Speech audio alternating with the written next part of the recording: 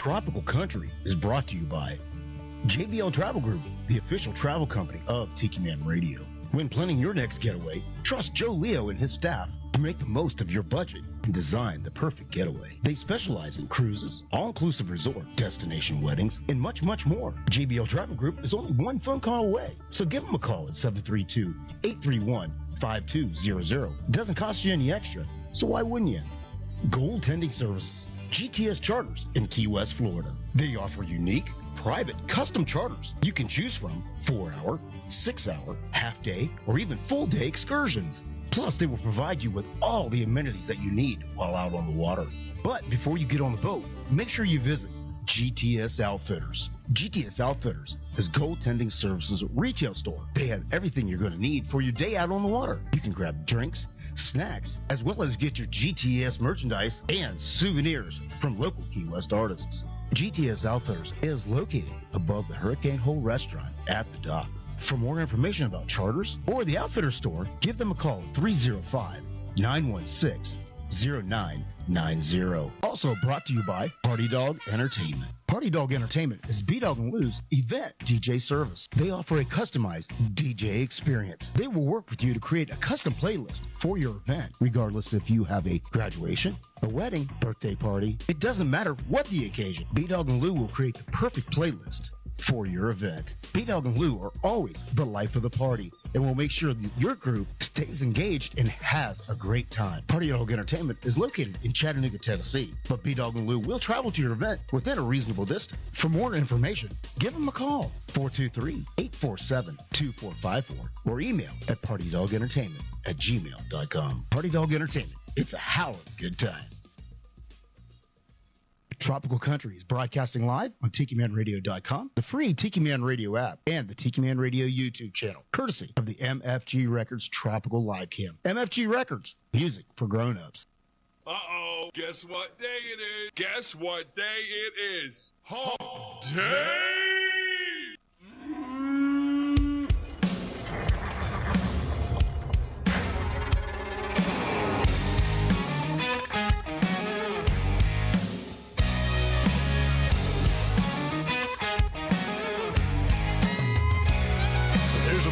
Going on around town. It's one rowdy cowboy throwdown here in H-Town, where we're stronger than a hurricane.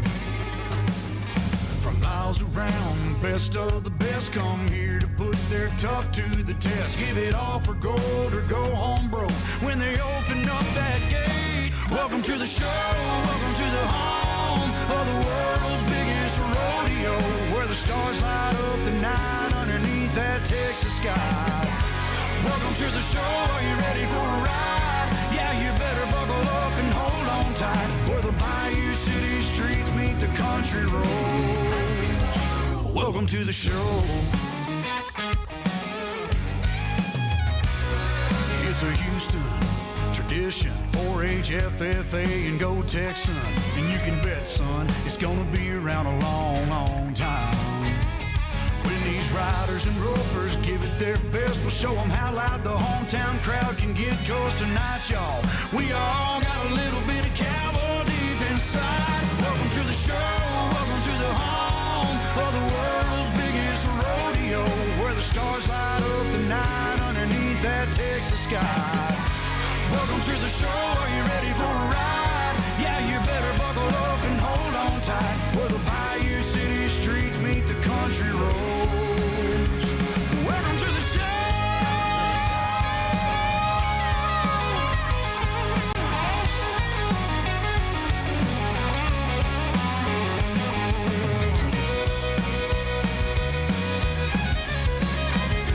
Welcome to the show, are you ready for a ride? Yeah, you better buckle up and hold on tight, where the Bayou City streets meet the country roads. Where the Bayou City streets meet these country roads. Welcome to the show. Welcome to the show. Oh, yeah. Welcome to the show.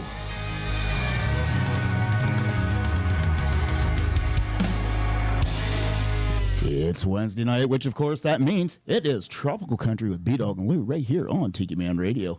And my camera went black. What the heck? Uh-oh. That's no good. Well, we are a radio station for eminently. If you turn my mic on, I'll talk. Yeah, you can go ahead. You're fixing that. You can go ahead and let me figure that out because it was working a minute ago. Hello, everybody. Of course, we have someone special in the studio with us. So, of course, you know that we're going to have some technical issues because that's the way we roll around here. But I do want to start out by giving some shout outs. We've got lots of people tuning in tonight. There we go. Hello. He's back. There we go. So I want to give a big shout out to Mary Martyr. All right. There we go. And Miss Pauline Yandow. Yeah. Bobby Lee Higgins. Hello to you, darling. Mr. Callie McCool is over there in California. And then, of course, the lovely Larice. Hello to the sweet Larice. The ambassador. She's in town, but she's not coming to see us. Yeah, she's busy. She's having some some moments here. I understand. She's taking some time to herself. You know what? She needs it. Miss Verona Corona, hello to you. Hello up there in Canada. Also, Moni and Vacuum Cleaner Tom. Hi, guys. And, of course, that vacuum cleaner salute for the vacuum man. That's right. And we've got Mo out there with the Mystery Man. Mo. Hello, Mr. Man. All right. There's a whole lot more, but well, we will get to them in a little bit. I want to make sure we say hello. Absolutely. We would like to welcome our guest to the show, Mr. Kent Blazy. How are you doing, sir? I'm pretty good. We got a small audience, but, you know. We call that our golf clap. That's good. I like it. We had them hid behind the saloon door. You just didn't know they were back there. We want to thank you for coming and spending some time with us to let us get to know you. And I feel like I've known you for a long, long time just through your music. Once I was looking at everything that you've been involved with, I feel like you're part of the reason why I listen to country music today. I'm sorry. I actually, when your publicist reached out to us, I was like, I know that name. And so then I started looking at it. I'm like, yeah, he can come. Of course. So, yeah, you put out some amazing music. Well, I've worked with some amazing people, and that helps bring it out of you. Yeah. Yeah, as if that's normal, before the show ever started, we're sitting here, we're having a great conversation over multitude of topics that, if we were on the air, we'd be here until like 2 o'clock in the morning having these conversations because it's just so interesting hearing, the insides and the outs and the stories behind the music and hearing about, what some of the more popular people that what they're like behind the scenes. Yeah. And that's amazing. And of course, if you'd watched seen our promo that I did and what I put out there beforehand, you had 7 #1 hits to your credit, right? And now, how many of them is all with Garth? 4, I think. 4 or 5. I don't keep track. You don't keep track no more. Like Kim Williams knew exactly how many millions of albums he'd sold. And I'm like, wow. I never thought to add them all up. Like, how do you keep track of that? Back when you could sell 1 million albums. Right. It's kind of different now, but yeah, it's a new world. Yep. And as I was telling him before the show, many of you have heard the story that I've said, I was anti-country music for a long, long time until I ran in and I heard Garth Brooks for the very first time. Mm-hmm. And I says, and lo and behold, is If Tomorrow Never Comes, which this man wrote. Him and Garth wrote together. So I said, I feel like I've known him for a long, long time. And he is definitely part of the reason why I listen to country music today. And looking at the titles that you have penned, I don't know where you come up with the ideas, but I'm glad you did.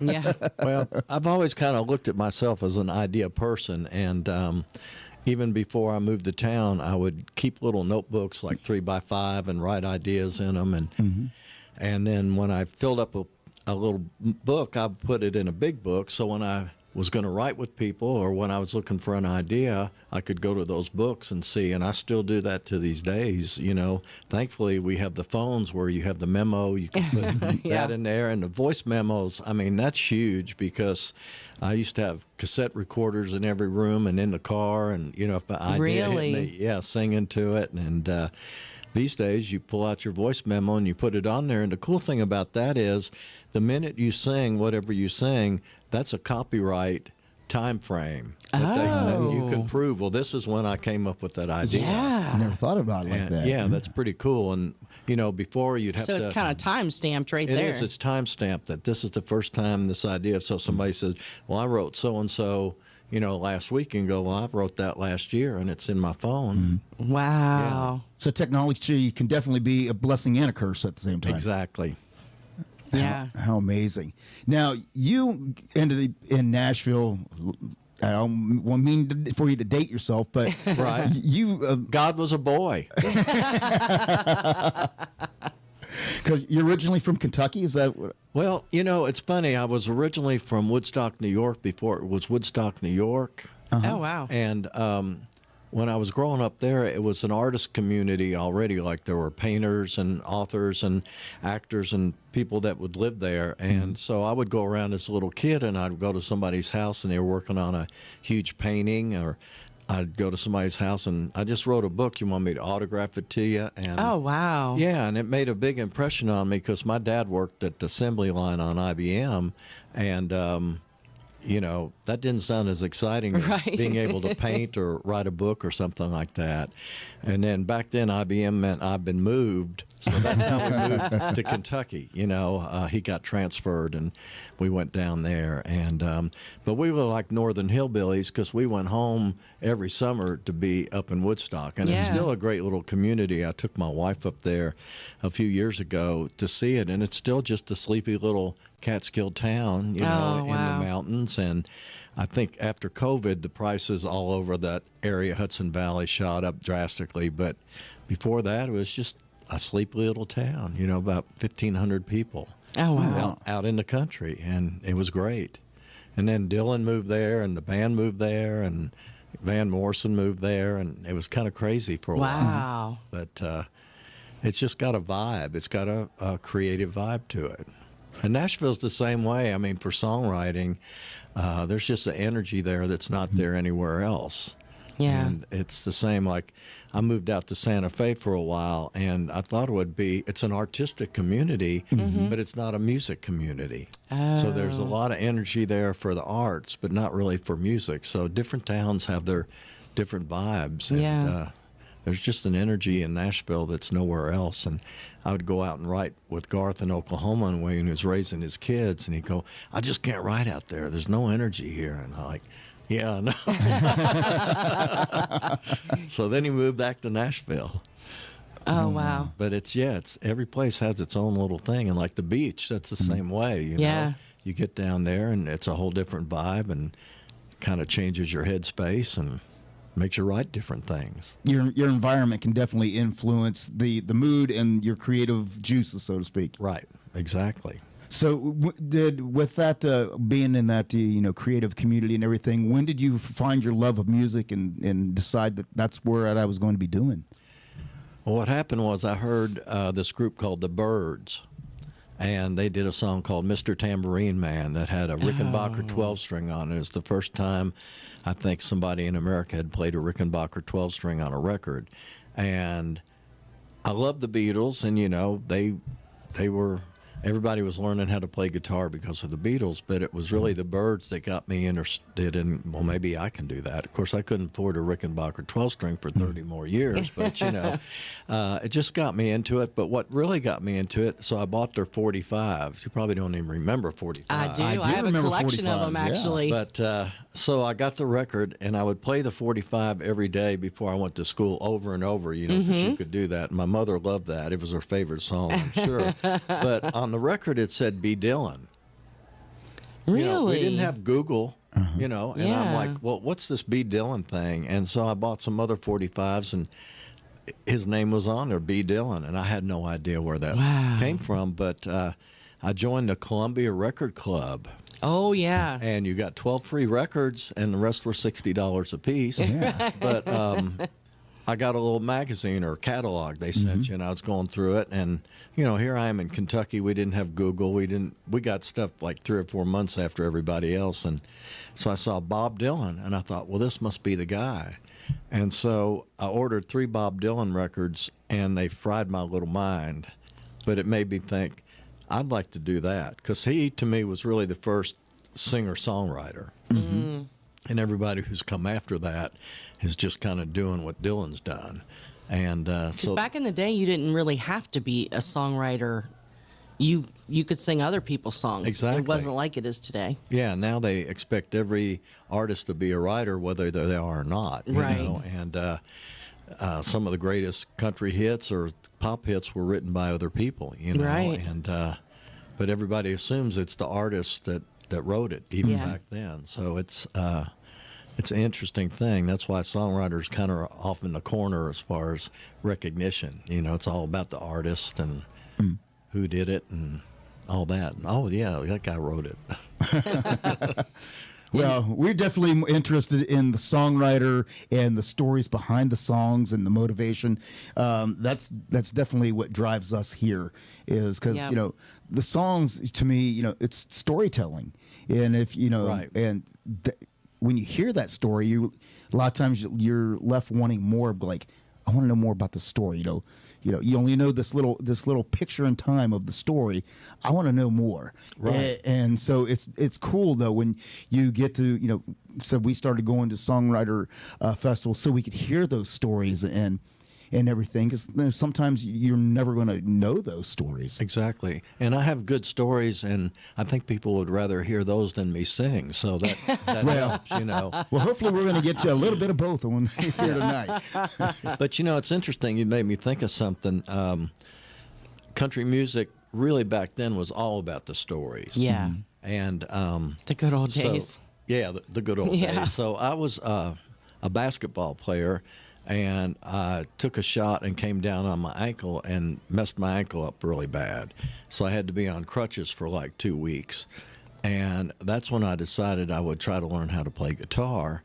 But the song that I tried to learn was Green, Green Grass of Home. Oh my That gosh. was written by a Nashville writer, Curly Putman, and Tom Jones did it. But that was such a story that it pulled me in, being a teenager, to Yep. wow, what a story, what a twist, And I Yep. think that, as much as anything, set the tone for me to be a songwriter, and that just hit me right now. So thank you guys. So Oh, the hell with that's awesome. Dylan, it was Tom Jones, Tom Jones. But yeah, you talk about the stories, and that's what they were, especially back in the 60s and the 70s. Yeah, and that's really what I grew up on. Brian was telling you earlier how he grew up on Loretta and all those folks, and I did too. But my dad used to play guitar and sing. My whole family did. Cool. And so Green Green Grass of Home is one of those songs that I grew up hearing just from that. Like, I really didn't even know who really sang it. I just knew my family always did it. Right. Dad played the guitar, Mom played the drums. Well, and Yeah. then the other thing Spoons. was, Spoon, excuse me. Yeah. back then when you had a hit like that, a lot of other artists covered it. Yeah. And Yeah. that's not the case anymore. You don't get songs covered like you did, where if Reba does something, maybe somebody else is going to do it. It's not that way. But that was really cool. 'Cause No. you hear all these versions of Green Green Grass of Home. And all out at the same time. yeah, it didn't bother them Yeah. because they had their own individual sound. Loretta's not going to sound like Tom Jones, and Right. so she can do it and interpret it the way she wants to, and Yeah. people were fine with that. Yeah, not anymore. So, Not anymore. it's a lot more.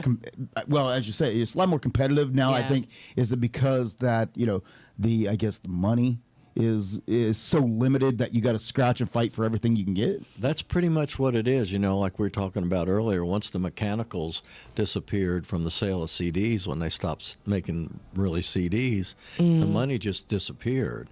And so now they have it where there's these little cliques, and they try to have the artist write with all the people that are in the clique that they own the publishing on and all that. And it's because there's no money otherwise. Right. And you don't have these. The problem that I see with that is, like Garth half the songs on every album he did were outside songs. He could have written every song by himself on every record. Right. But he wanted to bring different, I guess, song feels and ideas and whatever into what he was doing. And so it helped a whole lot of songwriters. But he had these huge hits like The Dance or Friends in Low Places, Shameless, because he was doing those. And I don't see those big hits busting out like that now. Yeah. That somebody else wrote, because it's kind of a limited thing what most of the artists are doing.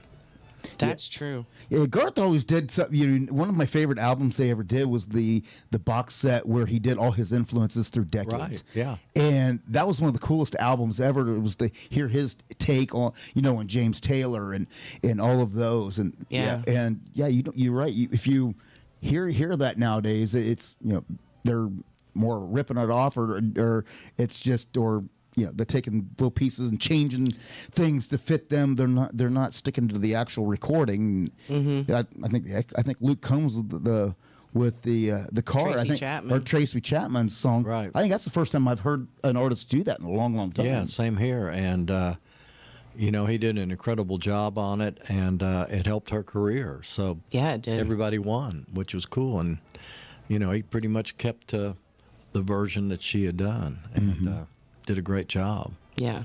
Yeah, you knew he stuck to the version when he talks about him being a checkout girl. You're like, he didn't change nothing. That's right.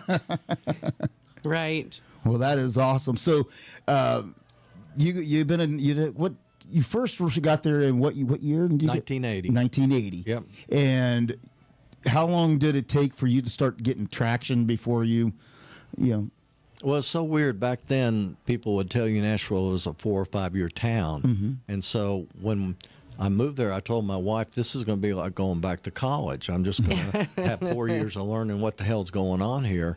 But I actually, back then you could go around and knock on doors and play people's songs. And that kind of changed in the 90s. But it was a really cool thing. And I went and played somebody some songs, and I thought he liked my songs, and he said, well, you know, I'd like to give you a job. Can you be a tape copy boy? And I said, hey, I'll be a tape copy boy. So that's what I did, was make copies of songs onto a tape that he could pitch to other artists and stuff, because he was a publisher. And then he heard me playing some guitar, and so he started using me on some sessions, and then he finally said, well, why don't we write together? And so we wrote a song called Headed for a Heartache, and he was a great baseball player. And back then we had 20 record labels, if you can believe that. Wow. And every record label had a softball team. Really? And it was very competitive. And so my friend was kind of a ringer. He'd been a big athlete at Indiana University. And he was on the same team as Gary Morris. And so he gave Gary Morris a cassette during a softball game. Wow. And so this was, I'd only been in town maybe a year and a half, and had a top 5 songs. And right about that same time, I got 6 songs cut in 2 weeks. And I thought, this is easy. I should have never said that. Don't ever say this is easy. You jinxed yourself, Yeah, didn't you? I jinxed myself. So, you know, which one was your first number one? It was If Tomorrow Never Comes was the first That was number one. That was your and Wow. Garth's Yeah. both first number one. But Headed for a Heartache got Garth interested in wanting to write with me, because he couldn't get anybody who'd had a top 5 or top 10 song to write with him. Really? Yeah, and a lot of my friends were kind of, I would say, pissed off later on that they I bet they were. hadn't written with him when they had the chance. But, you know, when I met him, he was cleaning churches and selling boots. Wow. And, you know, Nobody wants to write with the new guy. yeah, that's exactly right. And he came over and played me a cassette, if you remember cassettes. And he wanted to be a demo singer with my demo studio that I had. And so he played me 6 songs, and I loved what he did. And I said, well, I'll be glad. I'll start using you on some demos. And when he was leaving, he said, well, I write a little bit too. I said, okay, let's write a song. And so this was funny. I just moved into a house and it was right around Thanksgiving, so we were moving all the furniture in. We were going to have family in, and then the next month was Christmas. Then all of January, I used to write by myself, and I said, this is like early November. I said, the first time I can write is in February. So he got back to wherever he was, and he called and said, how about February 1st? I said, all right. And so he came over, and at that time he was wearing these big, long leather dusters and big black cowboy hats, kind of like that. He kind of looked like you, actually. And had tall boots on. And so in Nashville, if you and I were going to get together and write a song, you would be working on some ideas, and I'd be working on some ideas. And so when we got together, you could see whose ideas worked. And so I was sitting on the couch working on some ideas for a guy who was cleaning churches and selling boots. And, you know, we didn't have Google. Right. And so he walked in, and I was sitting on my couch, and he stood up above me, and he looked like he was 8 feet tall. I was looking up at him, and he looked down at me and said, I've got this song I've run by 25 writers, and nobody likes it. And I kind of looked up at him and said, gee, thanks. He said, he got a little testy. He said, well, don't you want to hear what I got? And I said, yeah, play me what you got. So he played me what he had. And when he got done, I said, I love this idea. It's what my mother told me. Tell the people you love how you feel about them while they're still alive. And he said, well, what's wrong with it? I said, you're killing somebody off in the first couple lines of the song. It's like killing Tom Cruise off in the first minutes of Mission Impossible. Where are you going to go? And so he said, well, what are you going to do? And I told him, and we did it. And at the end of the day, we had a song, and he did a guitar vocal in my studio, which that can't be too bad. Right. And we pitched it around town and pitched him around town for about a year, and nobody was interested in the song or him.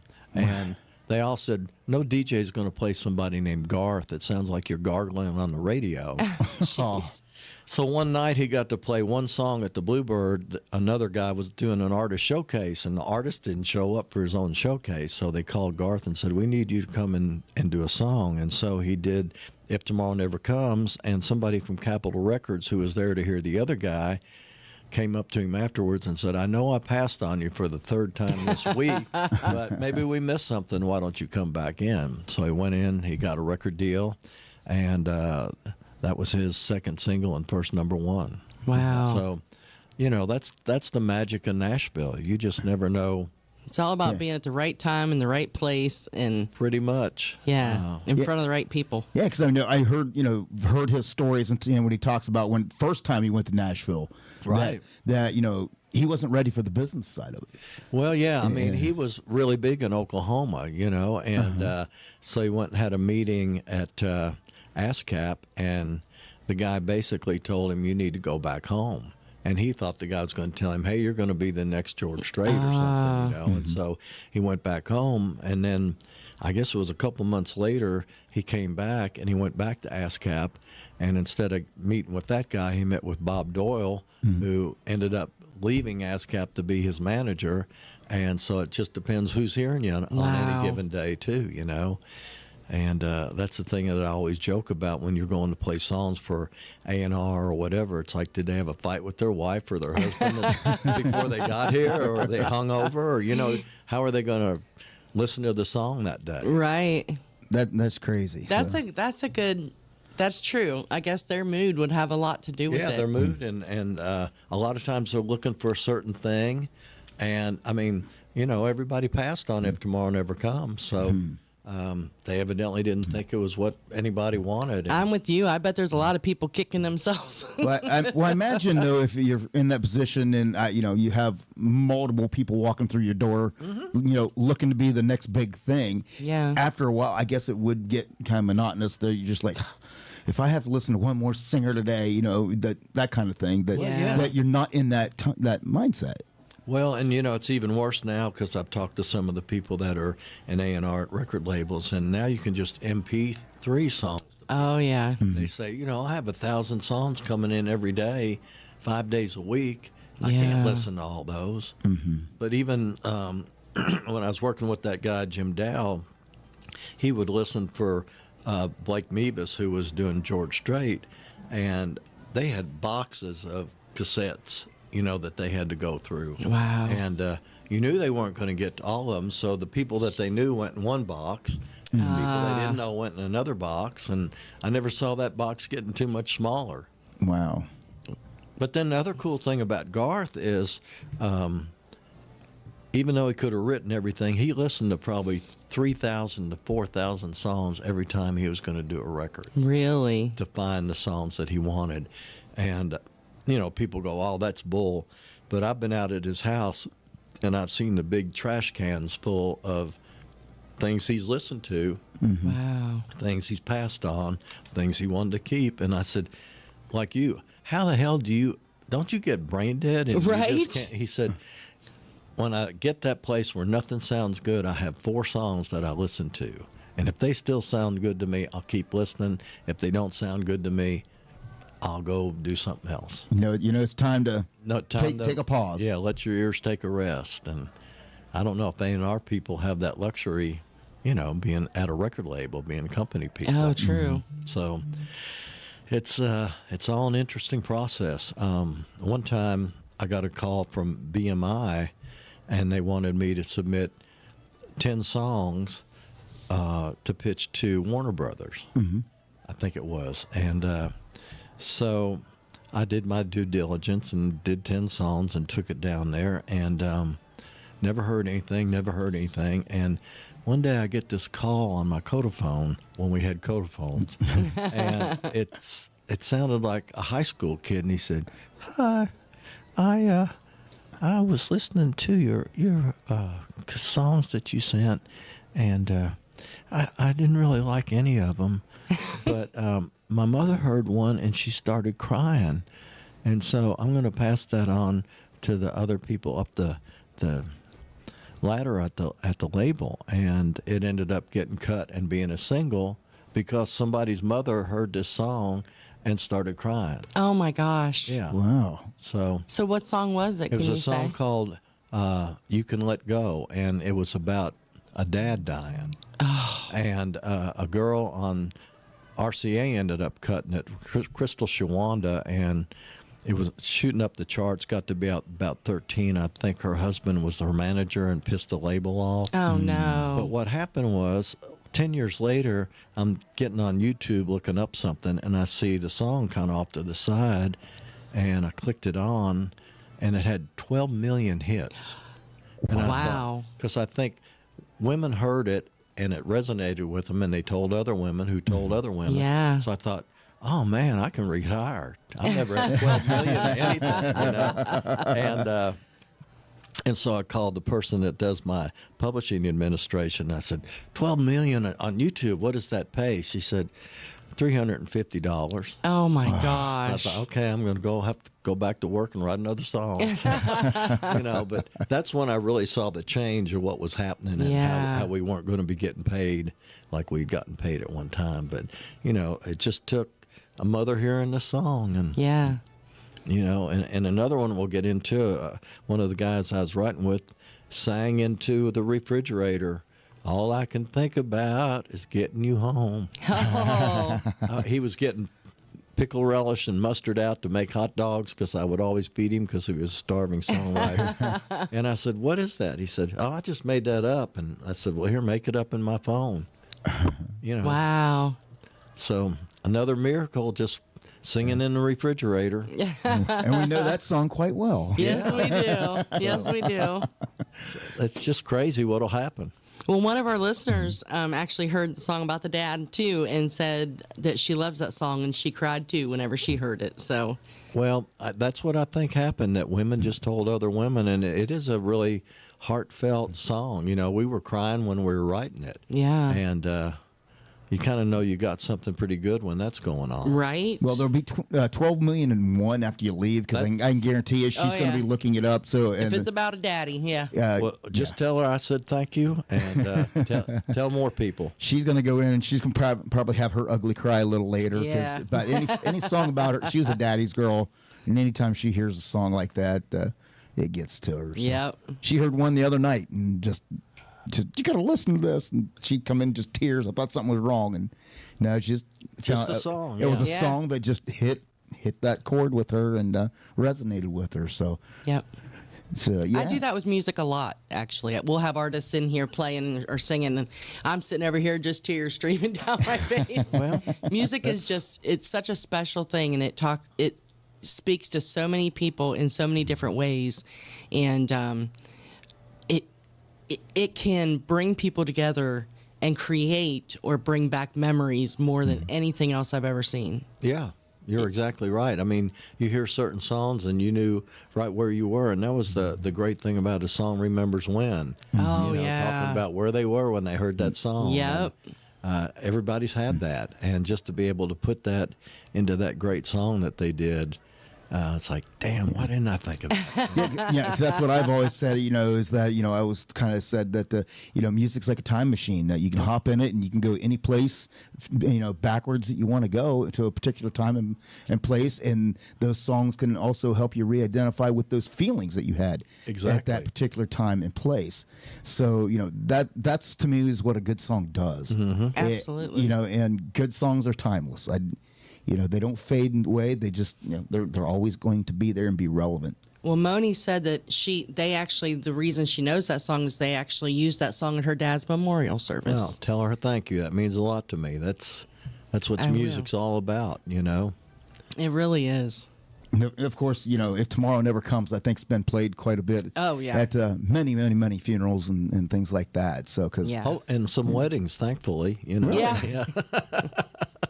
So it wasn't just a funeral song. Yeah, well, not just a funeral song. Now, I've had to sing the dance at a funeral, and I'm like, I didn't even write that. Don't make me do this. And boy, I couldn't get through it. But I bet. Call Tony Arata, get him to do it. Well, we don't know him. We know you. Well, you have put out some new music recently. Correct. You want to tell us a little bit about the new album? Yeah. Last year, I put out an album called From the Beatles to the Bluebird. And that was because what a cool title. Yeah, I'd been over to Liverpool, and I got my picture taken with the Beatles. They have a statue on the dock. Mm-hmm. And I was so amazed. I was like, really? Yeah, I wish. And so I had a Bluebird sweatshirt on because I'd done a benefit for them, and they'd given me the sweatshirt. And it was cold over there. This is June in England, and it was freezing. And so somebody took a picture, and it was me standing with the Beatles wearing the Bluebird.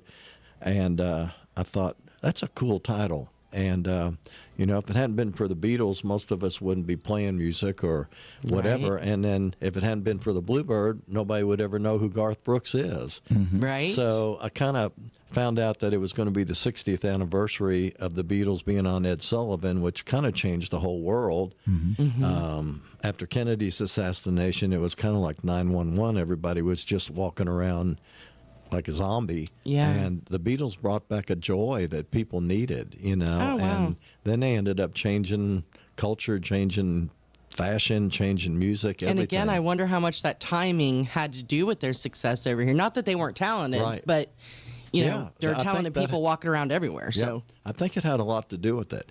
And so I wrote that album and was out touring, talking that up and doing interviews like this. And mm-hmm. I had no idea of writing another album right away. I usually do one a year, and so that was going to last me. And I had two people that were very important to me in my early 20s pass away last year. And it made me start thinking about them and the impact that they had on my life. And I ended up writing a song about both of them. And before I knew it, I kind of had a whole album wow. being written. And my wife would come in, she's like, what are you doing? You just did a record. I was like, I can't help it. They just want to come out like babies, And it was funny because she was going through, her daughter was having her first grandbaby, and so they were having some complications. So she was with her most of the time. So when I have quiet time at the house, that's when I write, And so all these songs were coming out. She'd come in and 8 o'clock at night, and I'd be, what are you doing? I'm writing these songs. I can't help it. So, and it's kind of started again. I've already started about 4 new songs that oh wow I didn't plan on doing, but it's called My Life So Far, and it kind of dealt with me coming up from where I came from in the music business, and then these people passing away. I wrote songs about them and songs about my new wife, and it was just kind of unexpected. But Lee Francis is my bass player on all the records I cut, and he's like my guy who charts everything. He plays bass for John Party, and the drummer for John Party plays on all my records. I like to have the bass player and drummer be Right. familiar with each other. And so I called Lee up and I said, let me play you some of these songs. Is this going to make any sense to do another record? And so I played him, and he said, well, I think this is the best stuff you've ever done. And so I Wow. thought, he probably said that just so you get it. But, you know, that's a big compliment coming from him. And, Yeah. and so we went in and cut a record, and so I'm out here talking about it now. Love it. Wow. Would you want to play us something? Sure. This one's kind of self-explanatory, but I can explain a little bit more anyway. But one of the people that passed away was my first true, real girlfriend, and she was a cheerleader. She was beautiful. I don't know what she saw in me, but I was like the little rebel or something. And so we dated for about 2 years or more, and everybody thought we were going to get married, including my mother. My mother was crushed when I didn't marry her. And, I mean, she was as good as anything you could ever find. But, and she was a big fan of my music and supported me. But, you know, she told me, well, I'd really like to have a little farm in Kentucky and raise up some kids and stuff like that. And, you know, I just let that sink in, and I said, well, that's not me. You know, once I'm a dad, I'm going to be a dad. I'm not going to be going out on the road or pursuing my music the way I need to, and I just can't do that at this time. So we broke up, and I introduced her to another friend of mine, and they got married. They had a little farm in Kentucky. Aww. She had babies, and so I hadn't seen her in about 5 years, and when Headed for Heartache was going top 5, I was home for Christmas, and I ran into her at the mall, and she had her little babies with her, and I had my song going up the charts, and I thought, well, we both got what we wanted. So I've never had kids, kind of because of that, and so that's where this song came from.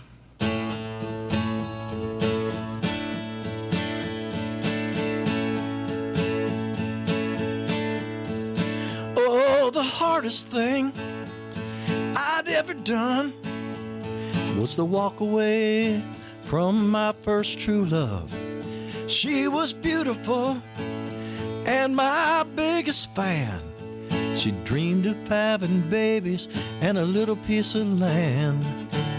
She needed me to be her forever man, to say I do and put a ring on her hand. That just wasn't me. Yeah, I had different dreams, 'cause I was still aiming for the moon and stars, banking on a song coming out of me and my guitar. Knew what I had to do to get to where I wanted to be. Oh, no ties, no strings, hell-bent on being free. Yeah, a wife and a kid didn't fit into my lifestyle. I was still my only child.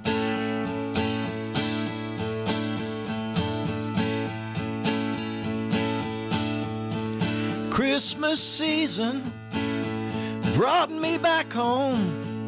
Mama said I'd stayed away way too long. I had a song coming up the charts, and Target pushing my shopping cart. She came walking down the aisle, holding the hand of a beautiful child. We talked and she asked, "Are you married yet?" I said, "I guess it all worked out for the best, 'cause I'm still aiming for the moon and stars, banking on a song coming out of me and my guitar. Knew what I had to do to get to where I wanted to be. No ties, no strings, hell bent on being free. A wife and a kid didn't fit into my lifestyle. I'm still my only child.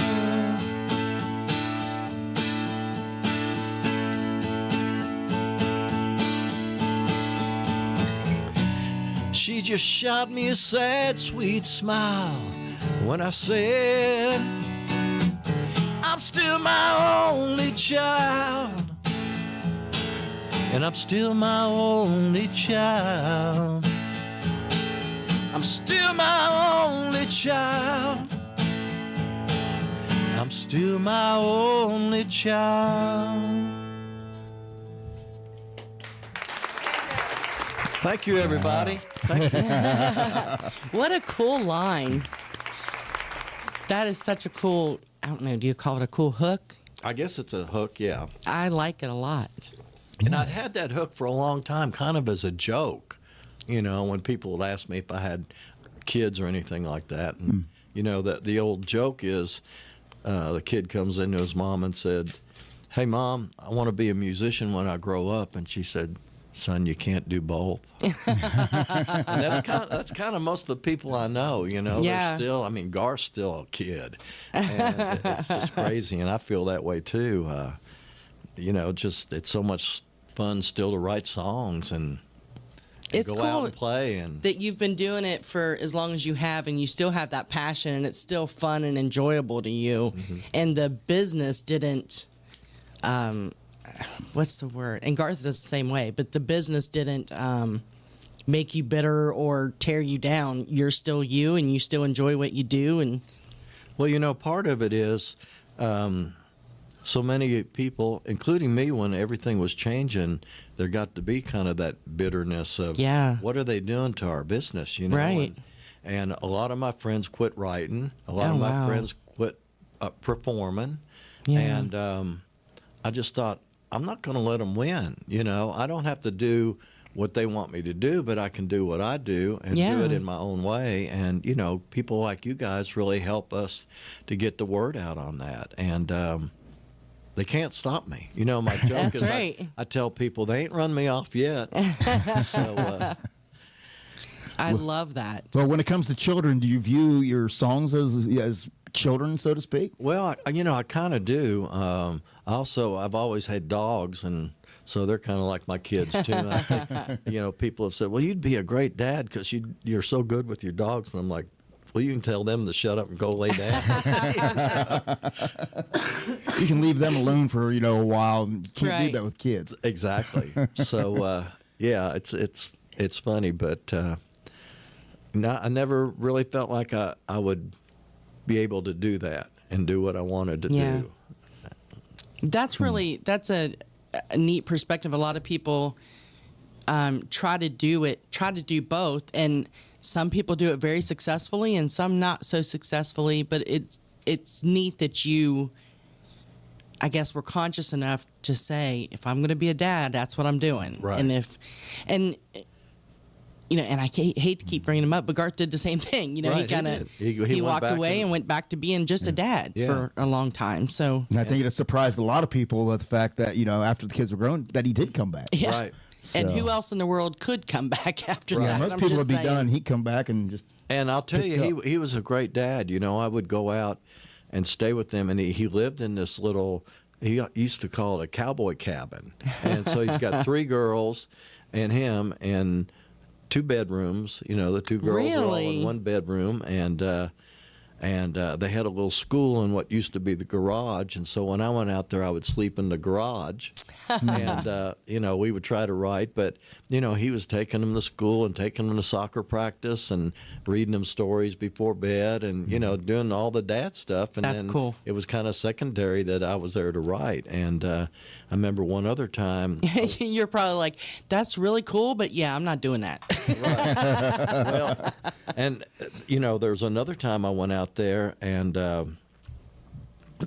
I think he had his brother lived in, I think, Missouri, and was a big coach of high school kids, like baseball teams. okay. And of course, Garth loves baseball. And there must have been 200 baseball people staying out there, teenagers, in his barn. Oh, You know, wow. getting ready for a tournament or something. And so he was just out there all the time talking to all the kids, meeting all the kids. And it's funny, the only song that's on this record that I didn't write by myself is one that I wrote with him.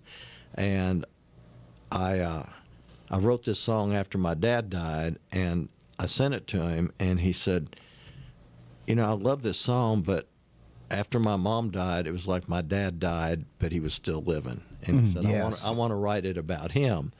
And so I thought, well, okay. So he said, well, come out here and we'll work on this song. Well, it was one of those times where he really didn't have much time, but he had a houseboat by that time on a lake that he'd built.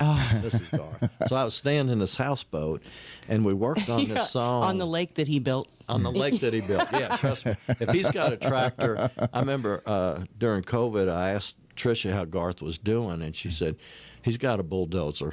He's doing better than that. He got a bulldozer.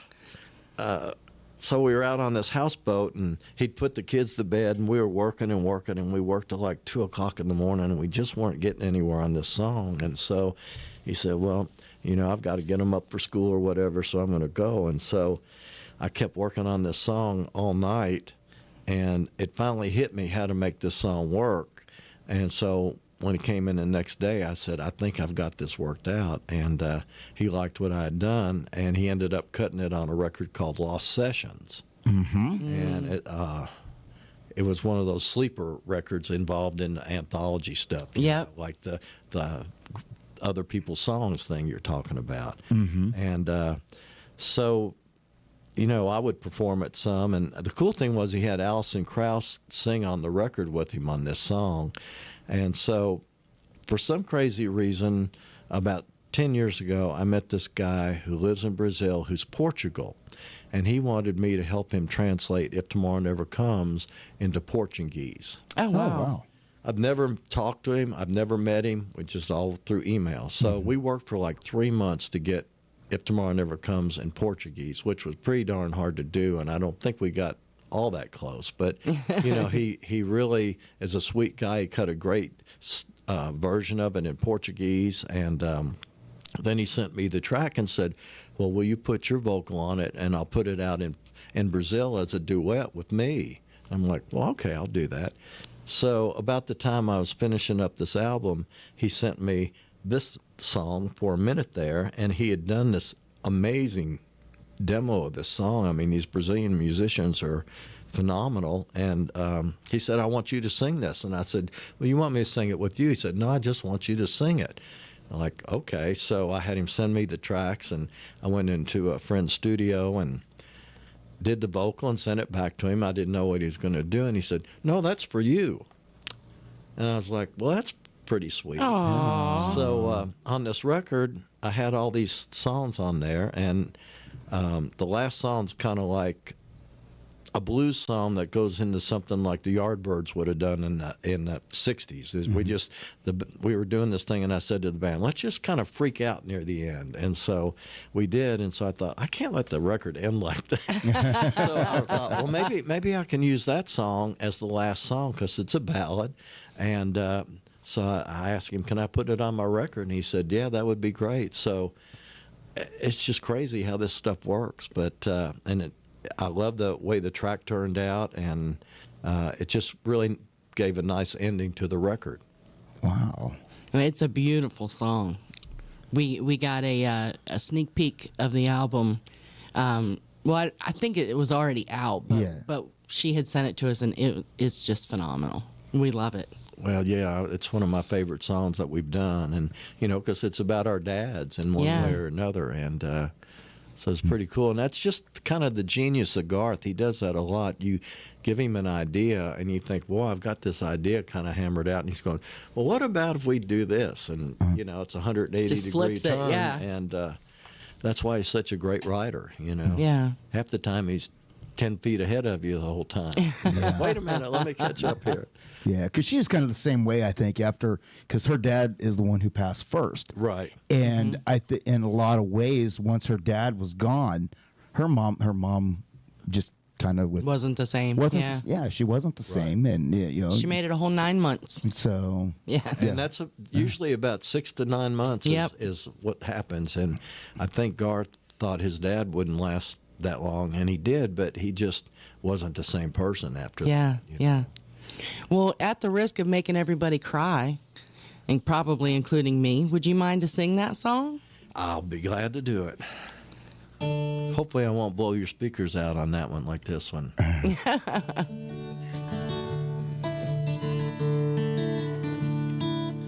We were walking along the ocean, together hand in hand, when I stopped to write I love you in the sand. When I looked up, you were standing 10 miles out to sea. In a sweat I woke up from that crazy dream. As I reached to hold you in the morning light, it was just your pillow I clung to so tight. And for a minute there, I thought it was you. For a minute there, I swear my prayers had come true. For a minute there, I began again to live what I wouldn't give for just a minute there.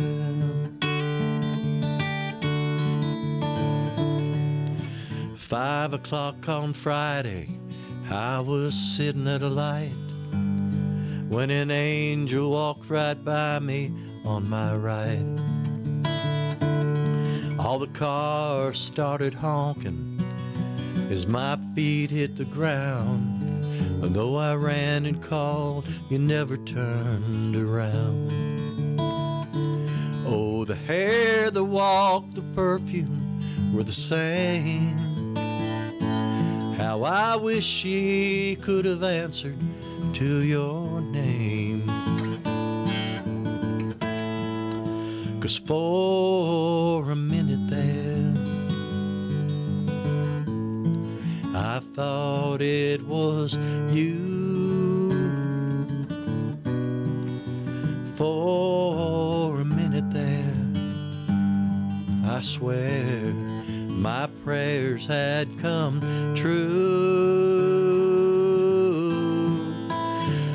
For a minute there, I began again to live, again to live what I wouldn't give for just a minute there.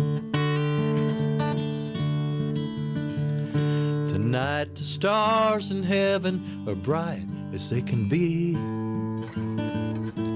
and I swear one of them is winking down at me. And for a minute there, I thought it was you. For a minute there, I swear my prayers had come true. For a minute there, I began again to live, again to live what I wouldn't give for just a minute there. what I wouldn't give if I could just live for a minute there.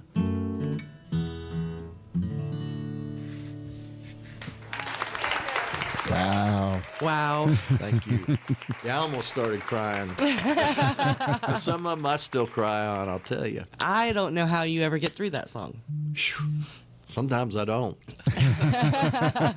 Well, I didn't realize that you didn't zoom in, and I'm sitting over here crying, and everybody's messaging me like, hugs to you. Everybody else is crying too, so. Well, I thought that having the natural emotion to the song is appropriate. So It was. I left the camera on you. It's a great song. It's a great song. well, and it's kind of cool. It kind of has a rebirth, you know, because it was just Yeah. on that Lost Sessions, and Yeah. nobody really knows that it's a Garth song. No. I No, just- I had not heard it. I have the album. Well, yeah. I have know. everyone. I know. I like you. I like you. Yeah. So, absolutely. Well, Mr. Josh Clark is out there. He said it is a beautiful song. And Tim Sharon was out there. I think he had to Tim. take off now, but Tim Sharon is another singer-songwriter that performs around Nashville and then down in Florida. He's in Florida. He's actually just getting ready. He said that he's moving his operation back to Nashville. So, Yeah, yeah. I need to talk to him about that. I don't know. I think I'd stay on the beach. I don't know. That's what I'm saying. He's got the acting bug, so he's been doing yeah. commercials and other things now. So Hey, that's good. Yeah. Yeah. Yeah. You got to be where that's happening. you got to be you know? versatile, I guess. Yeah. Yeah. Yep. So yeah, everybody is loving it. The Golden Girl's out there. She says that she's loving it. Great song. Yeah, everybody's messaging. They love it. The ambassador loves it. Donna Cummings, hello to you. She loves it, which means the Panther, her puppy, I'm sure was loving it too. If she's got a puppy, I like her. She sends us a picture all the time of this dog. She props a tablet up, and the dog literally will lay there and watch the show. And the dog's waiting for the horses to pop up on the screen because we have videos where play horses. I and, love it. and all that. So Yeah. When I first got this doodle that I've got that I rescued, we were watching a ball game, and it was the Budweiser horses running past the TV, and she was watching that, and she ran to the front door like, surely they're going to come past there. You know? That's pretty smart, you know, to figure there out. you go. Yeah. Where'd they go? Yep. That is awesome. Sorry, I'm just talking to some folks about the Okay. song. Well, Moni that's A all said. lot of people commenting. Yeah. Moni said you could replace writing in the sand with pouring your coffee for her mom. And that was my parents. There always had to be a full pot of coffee going 24 hours a day. Really? Yeah, oh, Love yeah. that. Yeah. So, yeah, and Moni is the same one who used your song for her dad's memorial. Oh, So, well, thank her. yeah.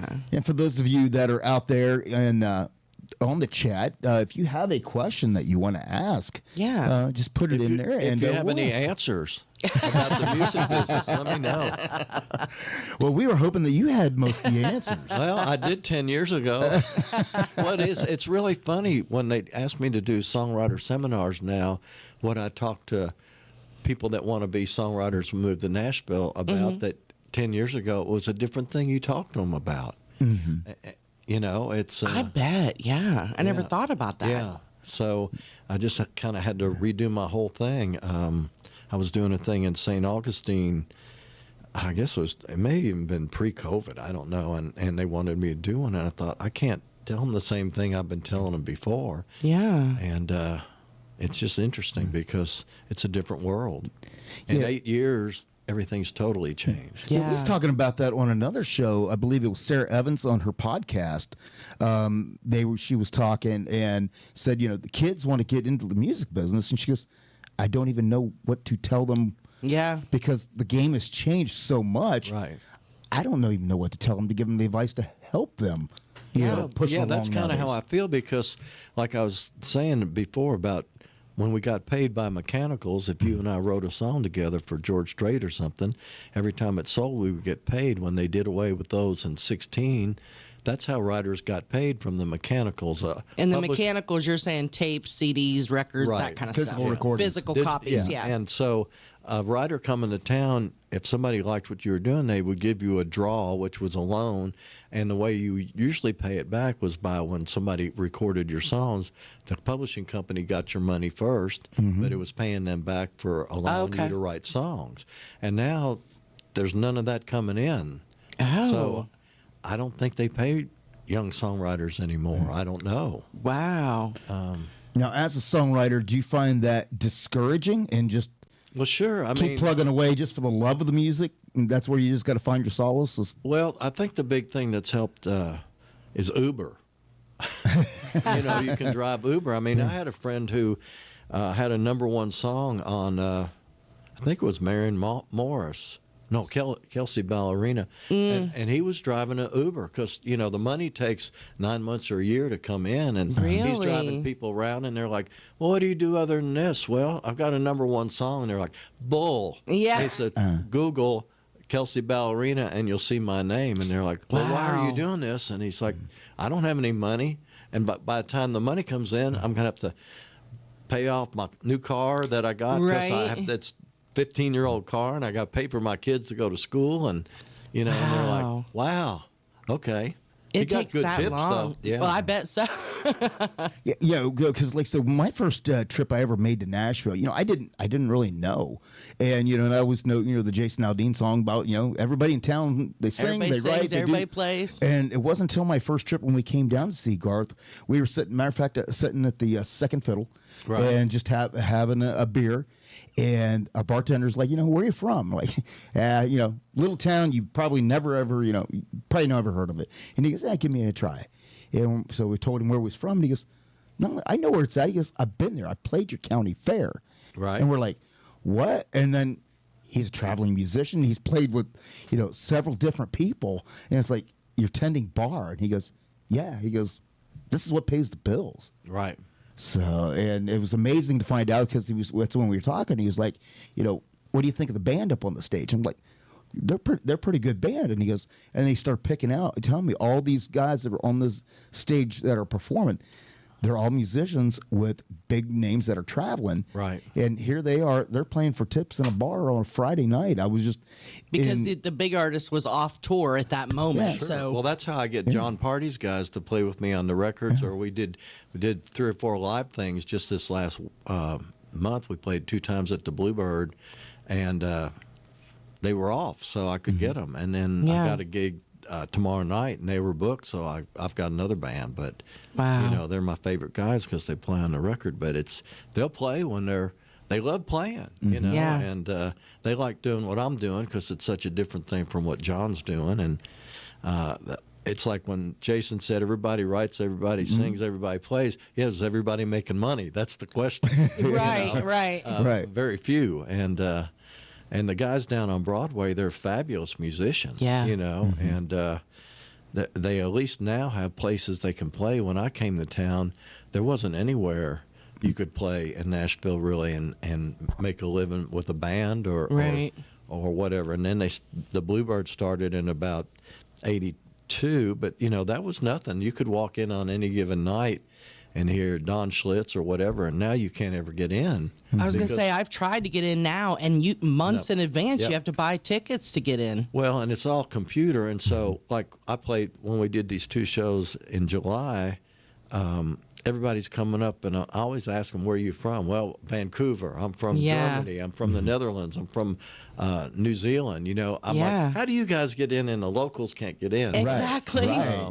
It's just amazing, but it's only 80 seats, so Yeah. it's a tiny little place, but it's just amazing that people come from all over the world now to go to the Bluebird Cafe. Yeah, And that's then a big deal. They get there and it's like, this is a strip mall, and then they get inside, it's like, this is tiny. I'm like, well, yeah, but look at all the people that have been discovered playing here. So Exactly. what people have in their mind and what it really is kind of 2 different things a lot of the time. I know whenever we were in Nashville, well, about the same time I told you I went to see my brother, they drove me by the Bluebird, and I don't know, it was like 11 o'clock in the morning, so they were closed, but they drove me by, and I did that. I was like, it's in a strip mall. Right. I'm like, I thought it was this cute little iconic building, and it's not. It's just at the end of all these other shopping things. Yeah. And now there's an 18-story high-rise next to it, which really makes it bizarre. No. It's bizarre looking when you drive past there now. Oh, I can't even imagine. Yeah, That's Nashville. I mean, you know, you got to put these 100 people a day moving in somewhere. That's Yeah. true. And Listen, y'all stay out of Nashville. Just saying. yeah, that's what I tell people. Come visit. Don't move there. Because it seems like every day we see a part of the history of Nashville Disappearing. It's just disappearing. Yeah. And I mean, like that's a Music shame. Row. Music Row. Yes. You know, when I came, Music Row was 3 streets, and you could walk down the street and you might run into Garth or George Strait or Yep. or somebody, Reba McEntire, going from one building to another. You could go in almost any building and play somebody a song. You might run into another songwriter you knew or a song plugger, and they're going, "Hey, so and so is looking for a song, and I don't have any. Do you have anything for them?" Now it's all condos, and they tore Yeah. down where Christopherson wrote. They tore down where Dolly and Porter wrote.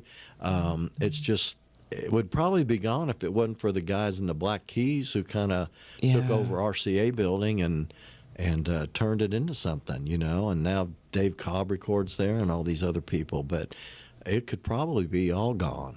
That's Finally, they got a horrible. historic overlay 10 years too late. But, you know, that's where everything happened. Yeah. Yeah. And now the joke is Berry Hill's the new Music Row, which is, you know, about 3 miles away, and a lot of studios have moved there and publishing companies. And Now, all is that new? We just saw when we went up there for the softball game, the celebrity softball game. There is a new development happening, and they were going to have a bunch of recording space and then rehearsal spaces and all of that kind of thing. But it was like its own little complex. Now, Berry Hill is like, at one time, Berry Hill was, for better word, a low-class, working-class people. Okay. Tiny little houses, kind of, you know, went for $10,000 maybe at one time, you know, and now they're millions of dollars. But it's like only 5 little streets, and a lot of those little houses, of course, are being torn down, and big things are coming in. But a lot of the publishing companies have kept the little houses. Good. But there was a big studio there that a guy in L.A. had who owned Ocean Way, and East Iris was the name of it, and people would come from all over the world to record. Well, he just sold that to Universal, and they're going to come in and put a whole complex there. So once again, the whole face of that little area is changing. Yeah. But this is probably a whole new area, because there's areas you wouldn't have even gone to 5 years ago, 10 years ago in Nashville that are now thriving areas to go Really? to. Yeah. Well, I remember a few years ago when you went on Broadway, and I had told him, I'm like, we don't go past the Hall of Fame. Right. We don't go behind there. Yep. You stay on this side of the Hall of Fame. Yeah.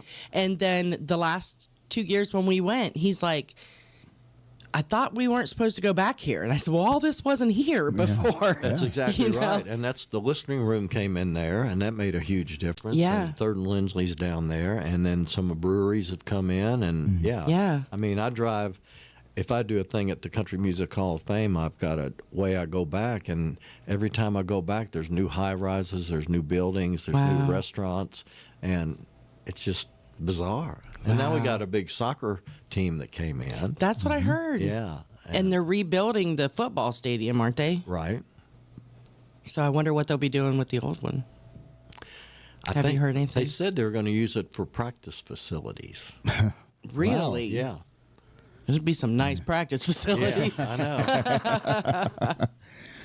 For too long, you know, Nashville is going to be, you know, halfway to Chattanooga, and you're just going to Right? try to figure out where one city ends and the other Well, one begins. yeah, I and think. that's- Yeah, because Chattanooga's growing almost as fast. I know, Lord, I right? couldn't believe I haven't come past Chattanooga in a long time, and so when I got going north to you guys, I was like, "Holy crap! Is this still Chattanooga?" And, Yep. You know, because you get downtown and you think, "Well, this is cute." you Yeah, know, and yeah. This would be a nice place, and you know, one of the things they say is Chattanooga's the new Nashville. So I hear that a lot. They really are trying. I mean, there's parts of downtown, like the South Side and things like that, that they have now started. Well, down by the aquarium, they've started the what is it? The horse and carriage rides. Right. They've got the pedal bar going down there now and things I'm like sorry. that. I know, right? Yeah, they got those going, and now, But lot. there's a whole like what I call a yuppie side, Right. that's starting to develop down there. And Yeah. there's also a big music scene that's actually starting to take over down there. We got Puckett's Grocery down there that's getting a lot of artists in. And there's the what is it? The Barrel House Ballroom is bringing a lot of artists in. So there's getting a big music scene downtown now. And during the summer now they have all the music Free music free music festivals. festival. And on the weekends they have free music down at the park, and they'll bring in all kinds of different acts. And so they're the arts, in the art district, and then you also have music. So they're Chattanooga is definitely It's an pursuing artsy that, place. Yeah. pursuing that, I think. Well, I think they're doing a good job at it. You know what got me to come back to Chattanooga was not the traffic. no.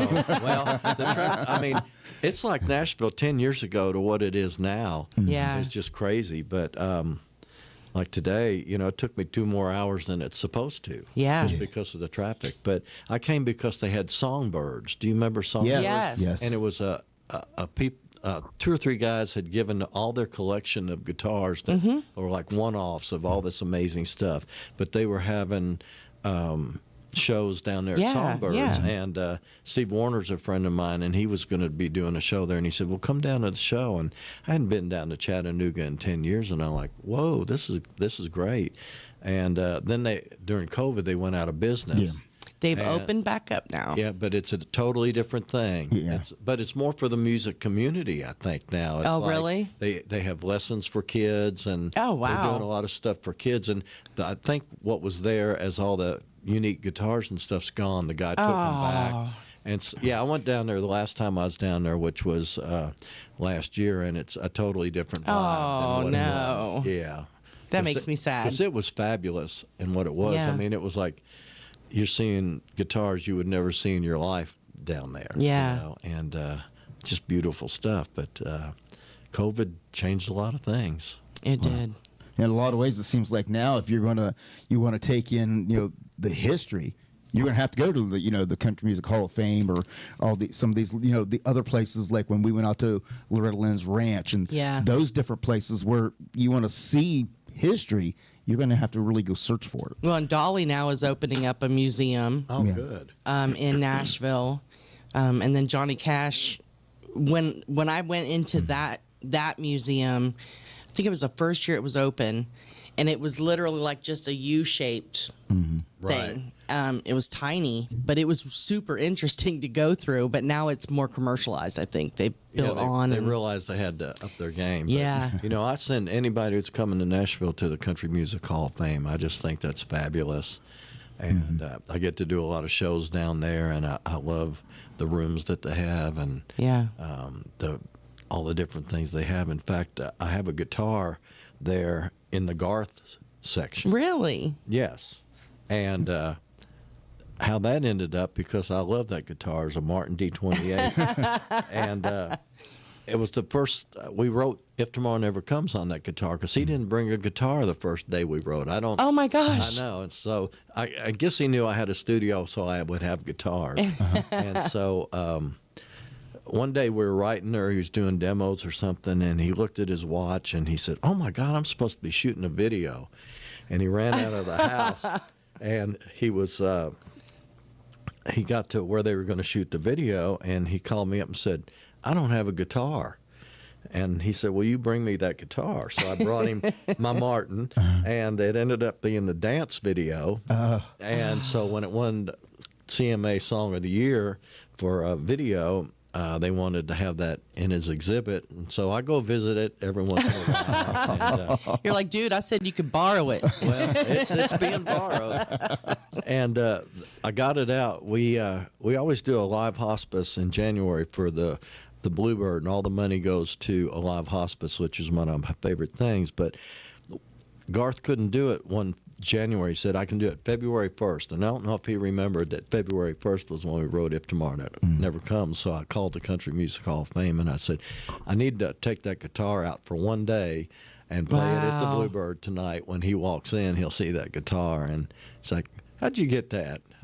Hey, it's mine. And so I played it on our anniversary of writing If Tomorrow Never Comes, which was pretty cool, and took it back the next day. And so I stop by there every once in a while when I'm down there. And how you Wave doing? and say hi. Yeah, And it's hard to believe that's been, what, 37 years ago now? I think so. Wow.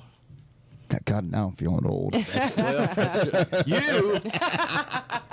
That's why I have to keep writing songs. It keeps me young, you know. It's There you like- go. Yeah, but strange can't. stories, you know. I can't imagine just being able to just call up the Hall of Fame and be like, can I have my stuff for a day? I need my things back. Yeah. Me either. I mean, I have to pinch myself, you know. I didn't know if they'd say, sure, you can have it, or no, we need it, you know. But they kept the plaque up.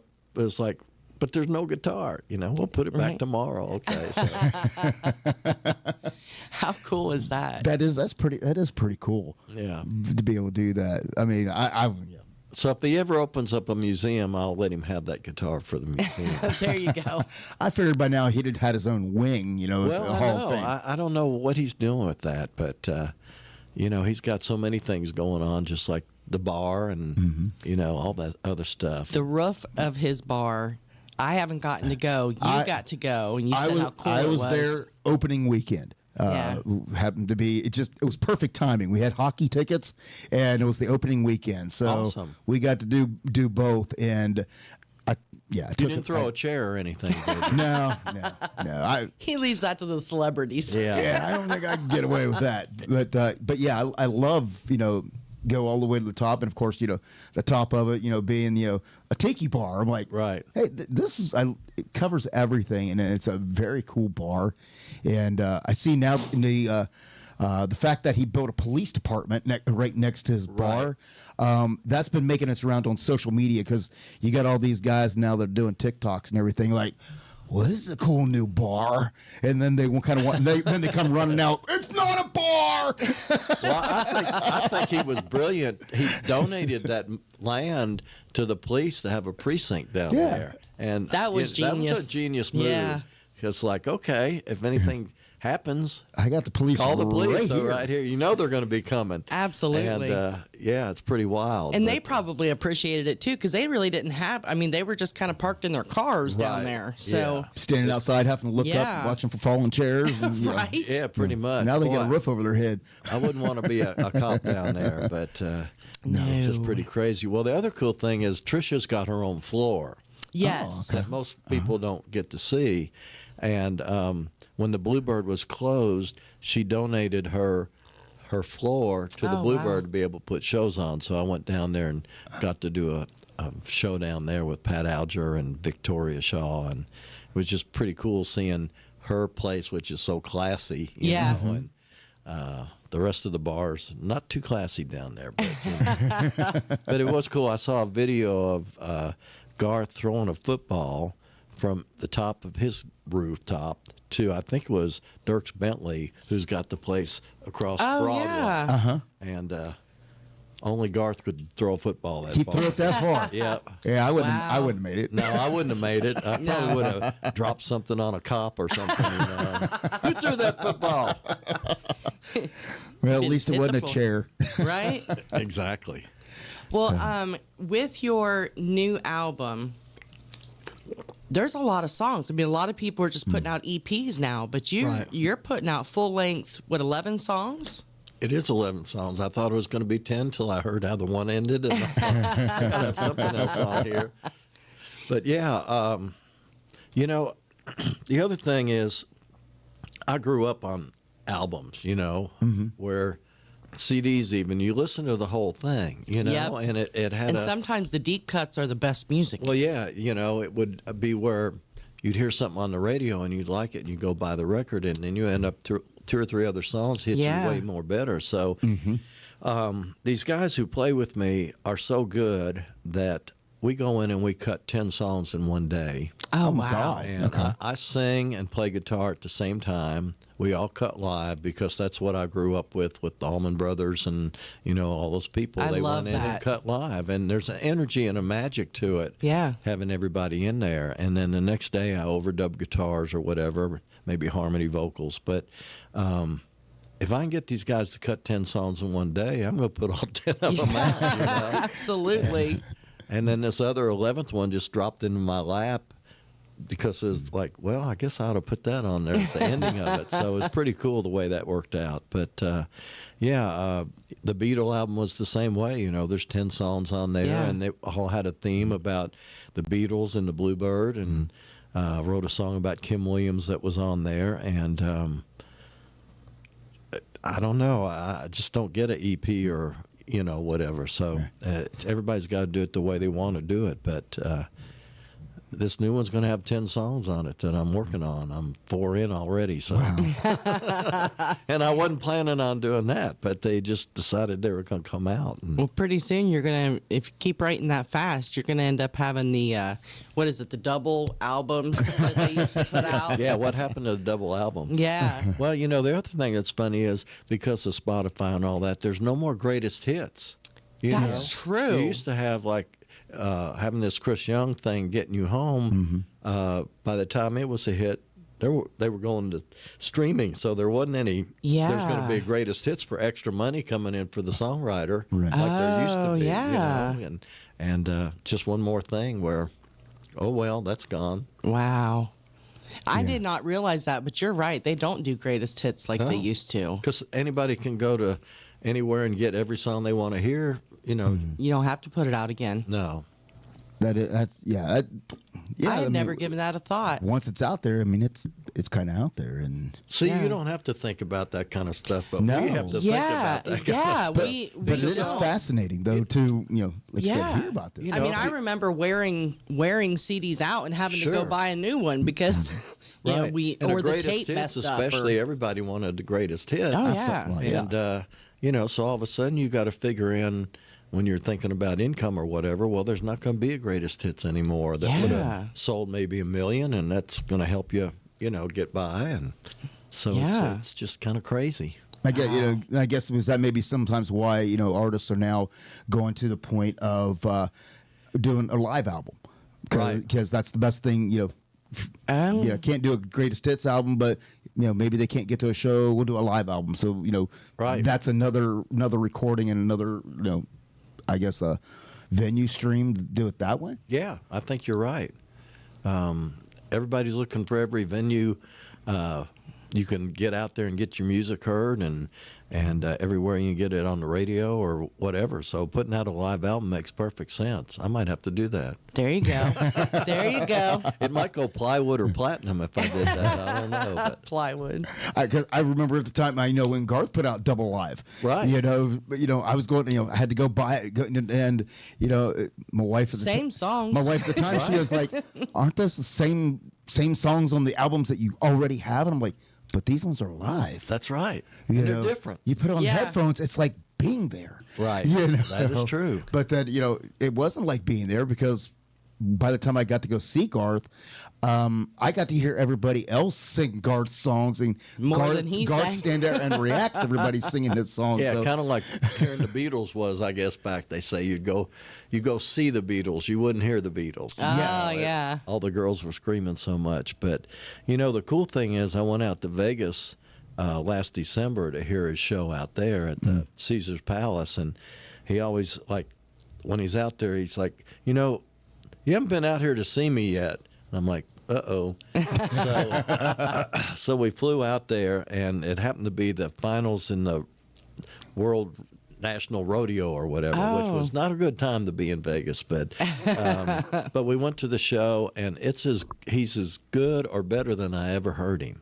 It's not fair, and he's got a great band. But I was like, oh my God, this guy's 62 and he sounds better than he's ever sounded. But I think it's because the sound was so good.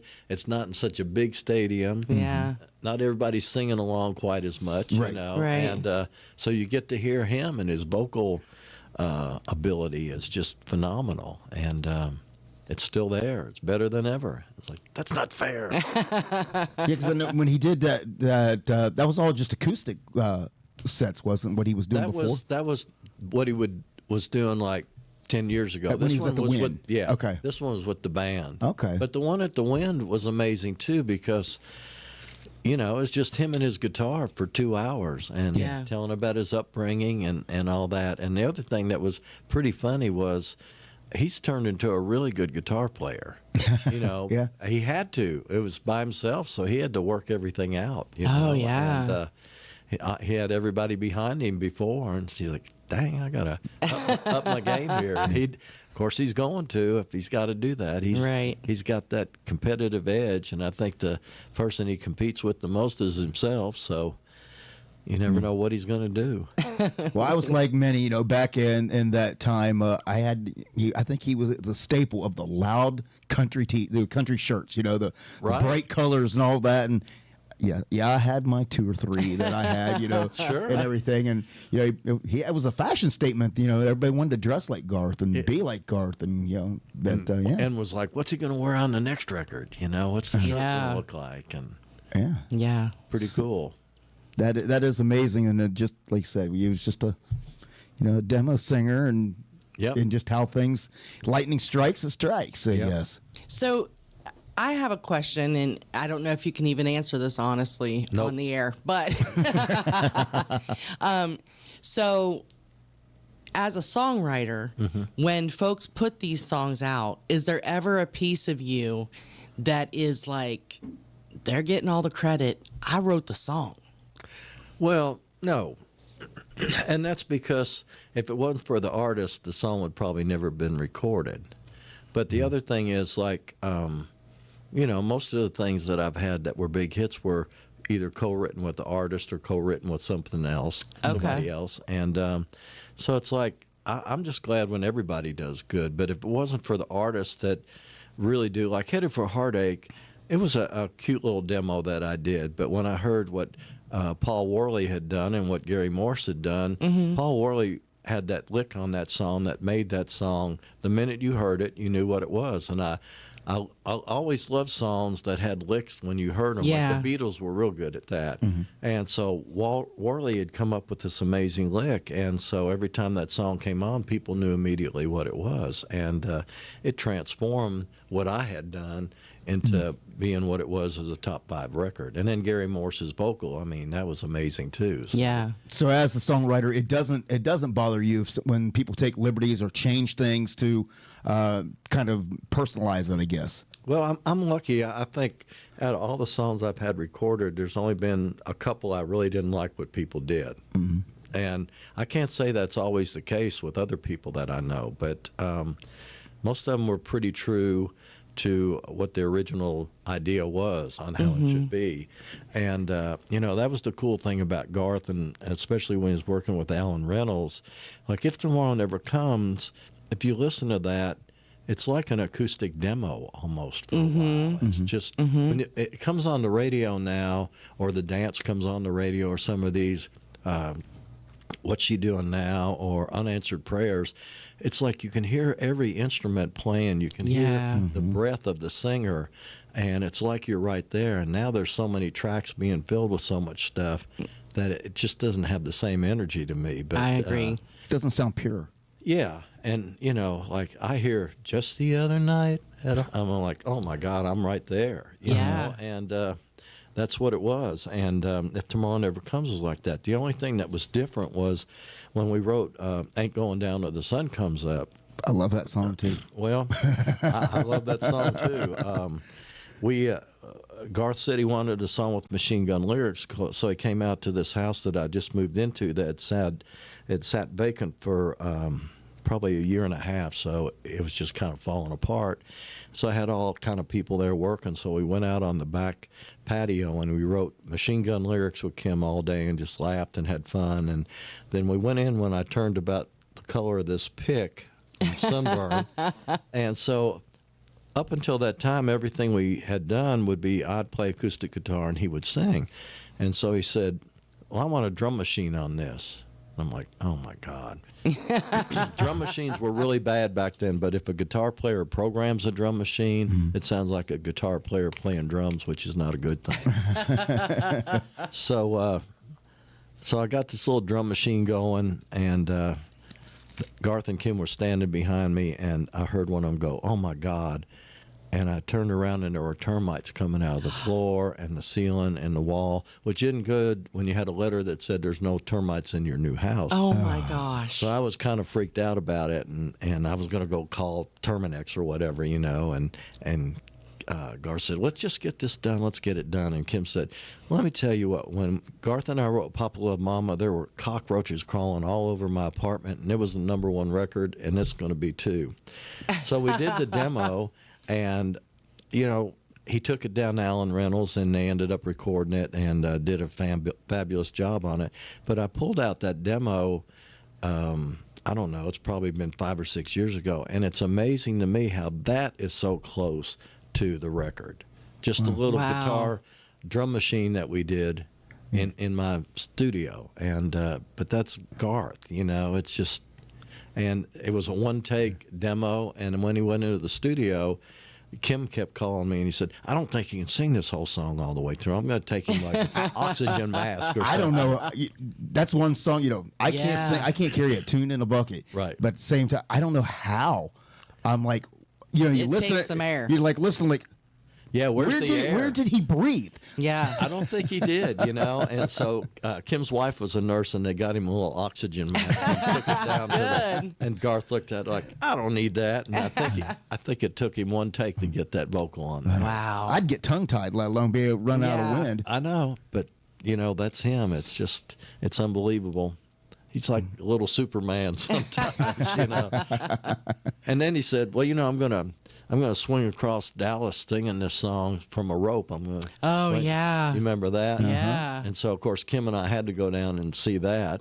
And so we were backstage before he did it, and he said, I just want you guys to know the rope broke yesterday. I was like, great. Yeah, I guess he'd gotten like 10 feet up, and the wire had snapped. And Oh my gosh. so, but it was bizarre and fun to just see him swing all the way out to the far The balcony. edges of the, you know, the upper decks, and be singing to him, and like, Wow. who thinks this stuff up? I don't know. Yeah, as much as I really enjoyed the acoustic show that I got to see, because of course, you know, Trisha played with him. Steve Right. Warner was played that night when we were there. But that was the one thing that I always regretted. The fact is I didn't get to see that live show with all that energy and everything in person. Because Right. I could, you know, but at the same time, I got to experience the intimacy of just him and the guitar. Yeah. And, you know, much like what they got to see, you know, at the Win. So Right. Yeah. Yeah, that's just magic, him and a guitar, you know. And I love the story how he told of, you know, his dad was a Merle Haggard and George Jones fan. But his mom actually had been on Capitol Records and had a record deal as a singer. Really? Yeah, nobody knows that. And that Colleen was her name, and that's how Colleen, his daughter who's out now, that's her name for her grandmother. But so he grew up with that. And so that's where that country influence comes from the very beginning. And then his mom was more of a jazz singer. He's got a picture in the studio of his mom with, you know, about 8 guys that all were jazz players, all dressed up in tuxes and stuff. And so then his sisters and brother would start bringing in rock stuff. And, of course, his dad hated that. But everybody agreed on James Taylor. Everybody loved James Taylor. So I thought, you know, common ground. There you go. Yeah, so that's the power of music too. But that's where he comes from. You know, he's country as country can be, but then he's Kiss and James Taylor and cutting out Billy Joel and, you know, all those, you know, all that stuff. So pretty amazing. Now, are you guys, you know, since you're, you know, 4 songs into that next album, Right. You guys like maybe writing anything together for your next album coming up, you think? Or? Well, the last one that I did, we had a song on. It's called Authentic, which I did during COVID. And he and I were writing this song in February of 2020, and so we were crying when we were writing it. And Trisha came in the room, and we played it for her. And she started crying, and I'm thinking, we got something really good here. So then the next month, of course, COVID hit, and I didn't see him for about a year and a half. And so I heard he was going to do a record, and I called him up and said, hey, you're going to put that on your new record? And he said, no.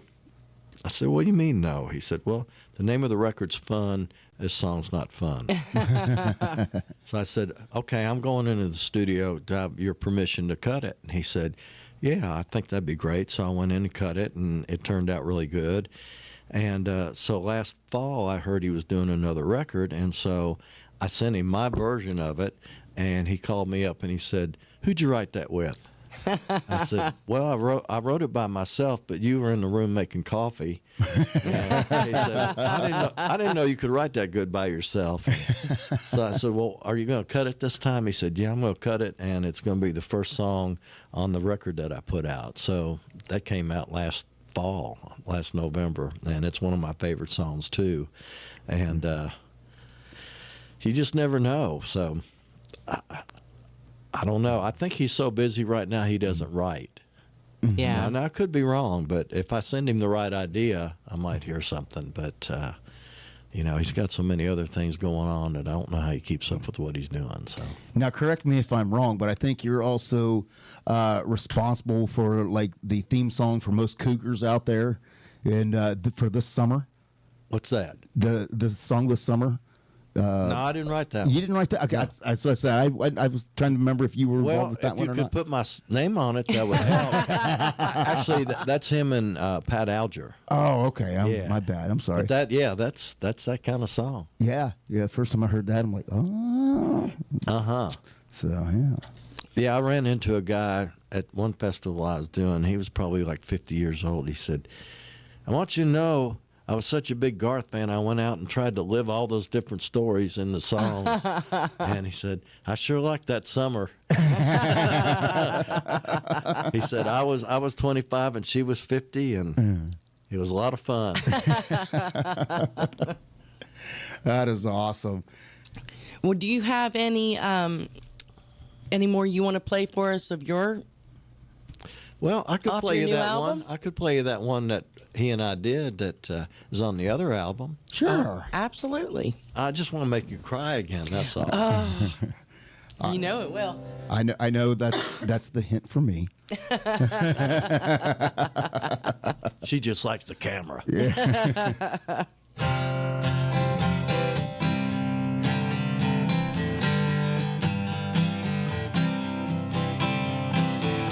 I couldn't beat the red light, left me staring at a homeless man.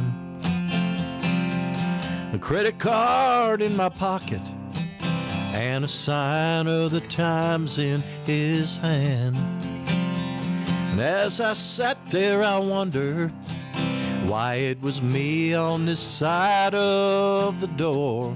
But then it hit me like thunder, I knew that man from somewhere before. Was he somebody from high school, or someone that I knew from the road? I spent the whole morning thinking of every friend of everybody I know. On the way home that evening, had his name on the tip of my tongue.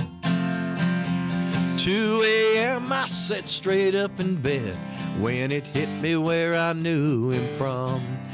That would be me without you. Every new day would be nothing new.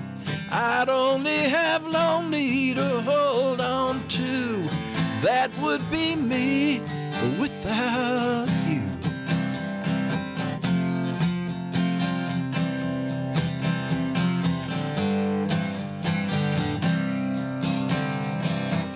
I saw a man on my TV. He looked like a regular Joe, but his story would lead me down a path that no good man would go. All his family kept asking, how could he do such an unthinkable crime? But I know when he lost his woman, from there he went out of his mind. And that would be me without you. Every new day would be nothing new. I'd only have lonely to hold on to. That would be me without you.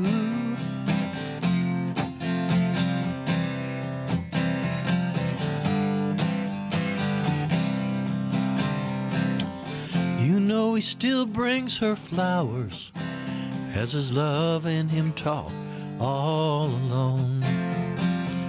I've seen him sit there for hours by himself in that garden of stone.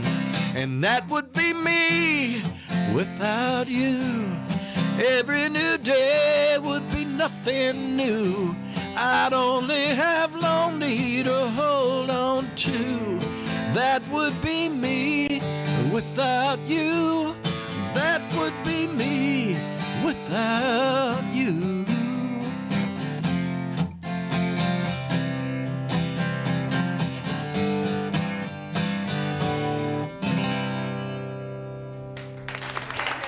Yeah. He does like making me cry. Get myself back together. Well, Y'all right now? Y'all right now? I'm yeah, all right. So, what you've been talking about this? Is it live hospice? You said a live hospice. A live It's what hospice. it's called in Nashville. Okay. It's the only hospice, I think, in America that the people that come don't have to pay anything. Oh. Oh, I love it. Yeah. Both of my parents were on hospice before they passed away. I'm a huge hospice advocate. Yep. So, do you want to tell us a little bit about that? You said you do a fundraiser for them. Well, actually, it's the Bluebird that does the fundraiser. All of January, all the shows, all the money goes to a live hospice. Wow. And so it's a huge thing. And, you know, Garth will usually come do it with me. Jason Isbell's done it. Vince Gill and Amy come every year and do it. And you just never know who's going to show up. But it raises a whole lot of money for a live hospice. And Garth will usually let me have a guitar, and I'll write the lyrics of If Tomorrow Never Comes on one of his guitars. I saw that online. Yeah, and so there's been a couple of years we've sold 2 or 3 of them for $12,000 a piece, which all that money goes to a live hospice. So How cool. yeah, so between that and him just being there, we raise him a lot of money, which means I a bet. lot to me. So Yeah. we'll just keep on doing that. That is really cool. That is awesome. Well, I know you said you never tell when he's coming, but you know, hook a girl up. I'm just saying. You know, the only thing I can say We're friends is, now. I'm just saying. I'm going to give you a little clue. if it's me and Pat Alger and Tony Arata and Victoria Shaw, I would try to get tickets. All right. That's he will only come if it's the Garth people. Oh, okay. right. Gotcha. So All right. There. don't tell anybody else I told All you right. that. It's our little secret. Yeah, that's right. So let's see. You out there did not hear you didn't hear that. that. So, little inside information from I love it. the one who knows. Right? That's right. I love it. Well, now let everybody know. We want because I want to make sure I don't forget is all your music. Where can they find it? Where can they keep up? And where are you going to be? And all of that. Well, I send everybody to Apple because Apple pays a little more than Spotify doesn't pay, period. But that's a whole nother story Right. we won't get into. But I like Apple, and I like the way they do things. I still wish they would pay what we really deserve to be paid to, but none of them do. So that's where I send people. I have a website. If somebody wants a signed CD, if they still have CDs, you know, they can write me in. I'll be glad to send them one. Just kind of doing shows all over. Doing another one in Nashville with my band this week. Then I go to Florida and do some. Then I'm going to Montana, in Illinois. Golly, where else? Connecticut. Just different places. Want me to come? I'm going. Now, you know? are those dates listed on your website? Yeah, they're all listed. I hope Bev is pretty good at keeping my website on where I'm playing. And, Yeah. Awesome, because we have a lot of listeners, Florida and Indiana and all them people. We have listeners and all over the place. DJs in all those areas. So you just never know when you may see a Tiki Man Radio shirt popping in your audience. And Vegas, I'm doing one out there. Actually, it's a weekend Garth's in there, so I don't know if I can get him to come to my show, but there you go. I'm going to go to his show afterwards. There you go. That is awesome. Well, I'm really excited about the new music, and I'm not going to lie, I had not heard you. I'd heard your music, and I've seen your name everywhere and on awards shows and everything like that, but I had not listened to your music until y'all got a hold of us, and I love it. Thank you. The storytelling, I don't know why it surprised me, because that's what your songs, that's what they do. But yeah, I absolutely love it. So everybody out there, if you've enjoyed it tonight, go out and get the music for sure. The cool thing is what I'm hearing from the fans and the critics, it's real. Yes, yes. And it is real. I mean, it's just stories about what I've been through and some of my friends have been through, but then we just go in and record it live. There's no flying things in and flying things out or, whatever. What's going down in that room's going down. And I think that is so cool. I miss the days of authentic music, not only the authentic stories, but those, to me, and I think to a lot of people, that's why the records came back. Those little imperfections that happen are what makes the song great to me. Yeah, music's not supposed to be perfect. Right. There's a guy who does podcasts named Rick Bino, and he's really big advocate of what's going on, trying to get songwriters to get the recognition, musicians. But he's talking about how first they came up with vocal tuning.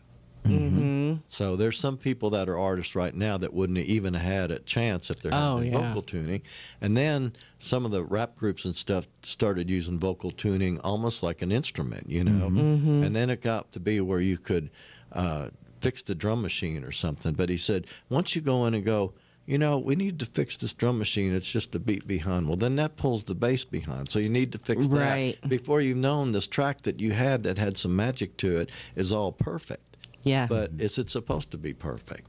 So, I mean, my records aren't perfect, but, those guys do a perfect job for me. Yeah. As you said, they're authentic. Yeah, they're authentic. In fact, the album that I just did the Garth song off of, Me Without You, the name of the album's Authentic. I love that. And that was just where I really started focusing in on that and just singing about what's real. Yeah. And COVID helped that, Absolutely. I think COVID, as horrible as it was and as, for me personally, as irritating as the whole thing was, I think it made a huge difference, good and bad, in the world. But a lot of COVID songs came out of that. Yeah, it did. But as the Tiki Man's said, that it was also kind of almost like a big reset. Mm-hmm. Right. And everything. But, but there was also the negativity as well, because I think during that time we lost a lot of human contact, and people forgot to be how to be nice. Yeah. Well, the good thing was because there was not any live music, and we weren't able to play live music. Mm-hmm.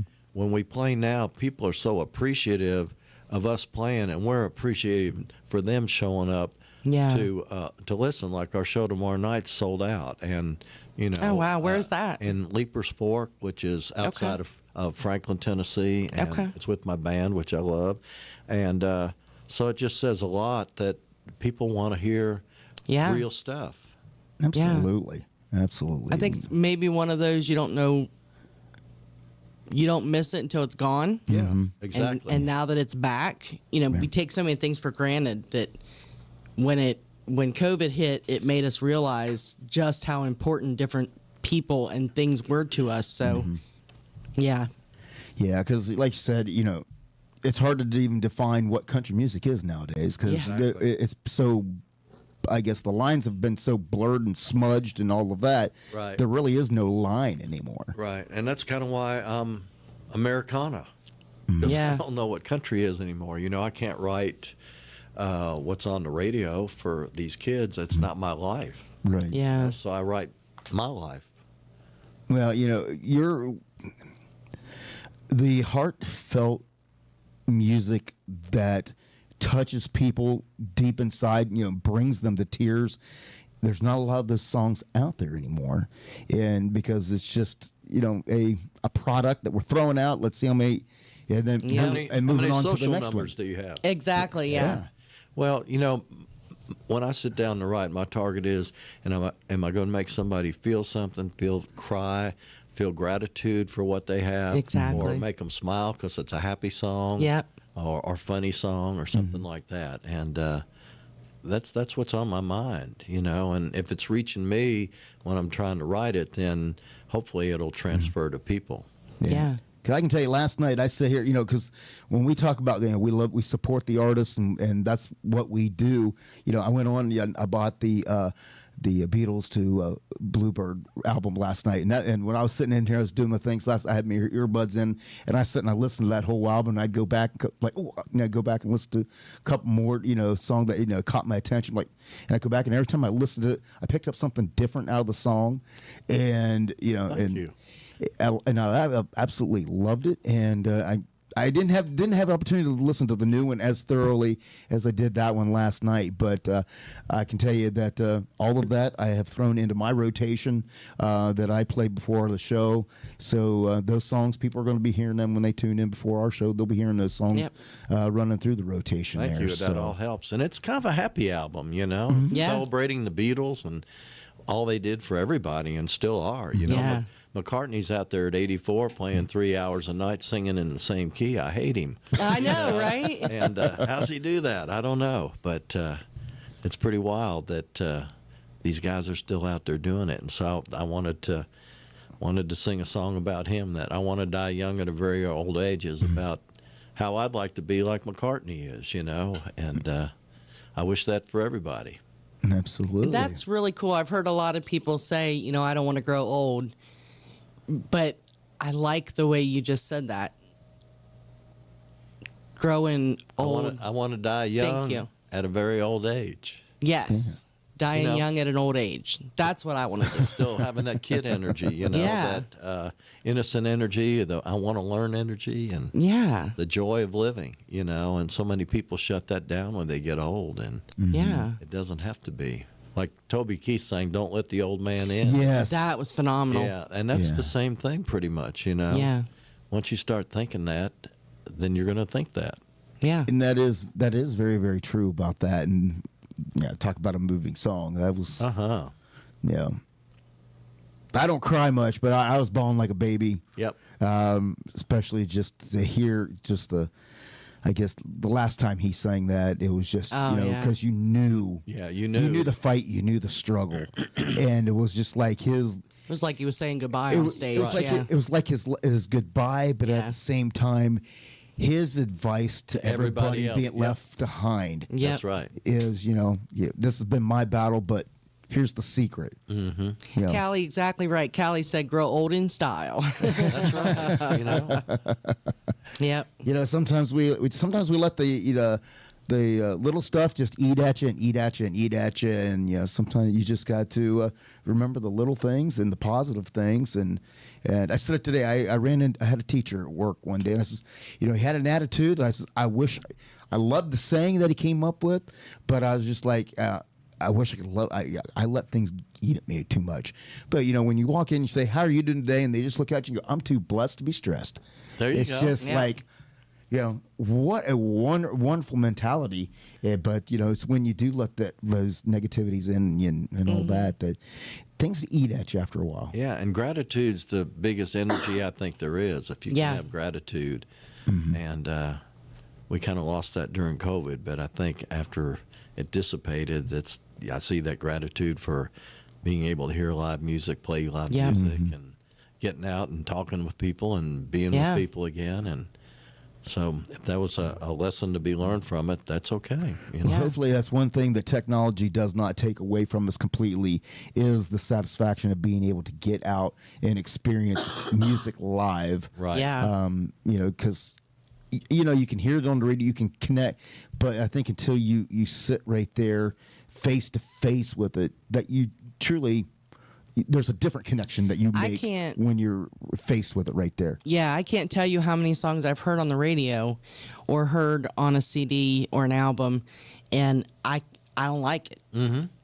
And then I go to a live show and I see it performed, and I'm like, I love that song. And you're exactly right. Yeah. It takes on a whole different dimension because it's a different energy in a different place, and there's the energy of the people playing it different than on the record. And yeah, that happens a lot. Well, before we go, I know that it's getting close. It's getting close, yeah. Do you mind to do one more song for us? I'm going to make you cry again. Oh, here we go. He's enjoying this a little too much. So I think he is. this is one. My late wife had a brain tumor and passed away in 2009. And so, you know, you go through a period afterwards, and I had this dog that really took care of me, but we would spend a lot of time in nature, and that was kind of what really brought me back. And so this is a song about that.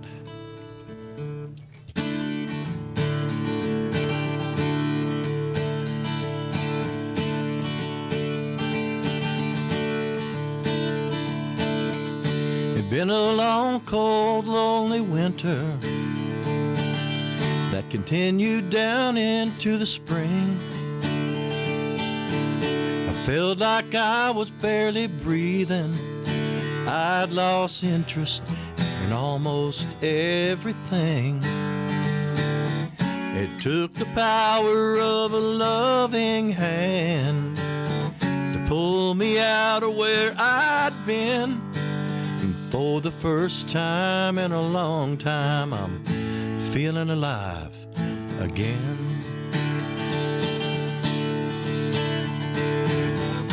I went for a walk this morning under a clear blue turquoise sky. Redbird singing in a pink dogwood tree was singing me back into my life.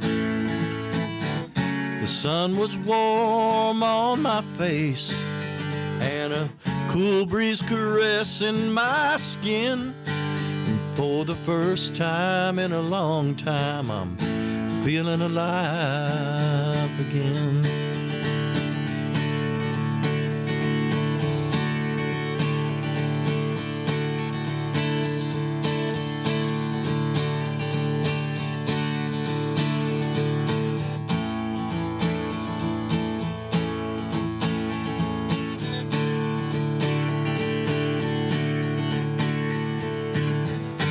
World around her right before my eyes. I'm starting to let it come back in. For the first time in a long time, I'm feeling alive again. And if this song is what you're needing, I hope it pulls you out of where you've been. And for the first time in a long time, you're feeling alive again. Oh, 'cause it sure feels good to be feeling alive again.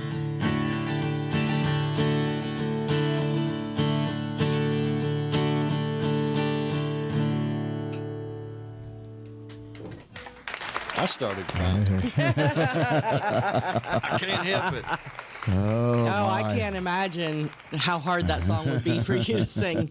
Oh, I know. I really had a hard time showing it to Lee the very first time we were going to chart it out and stuff, you know. I just Oh, yeah. started crying, and it's like, well, it's real. Exactly. That's therapy right there. Yep.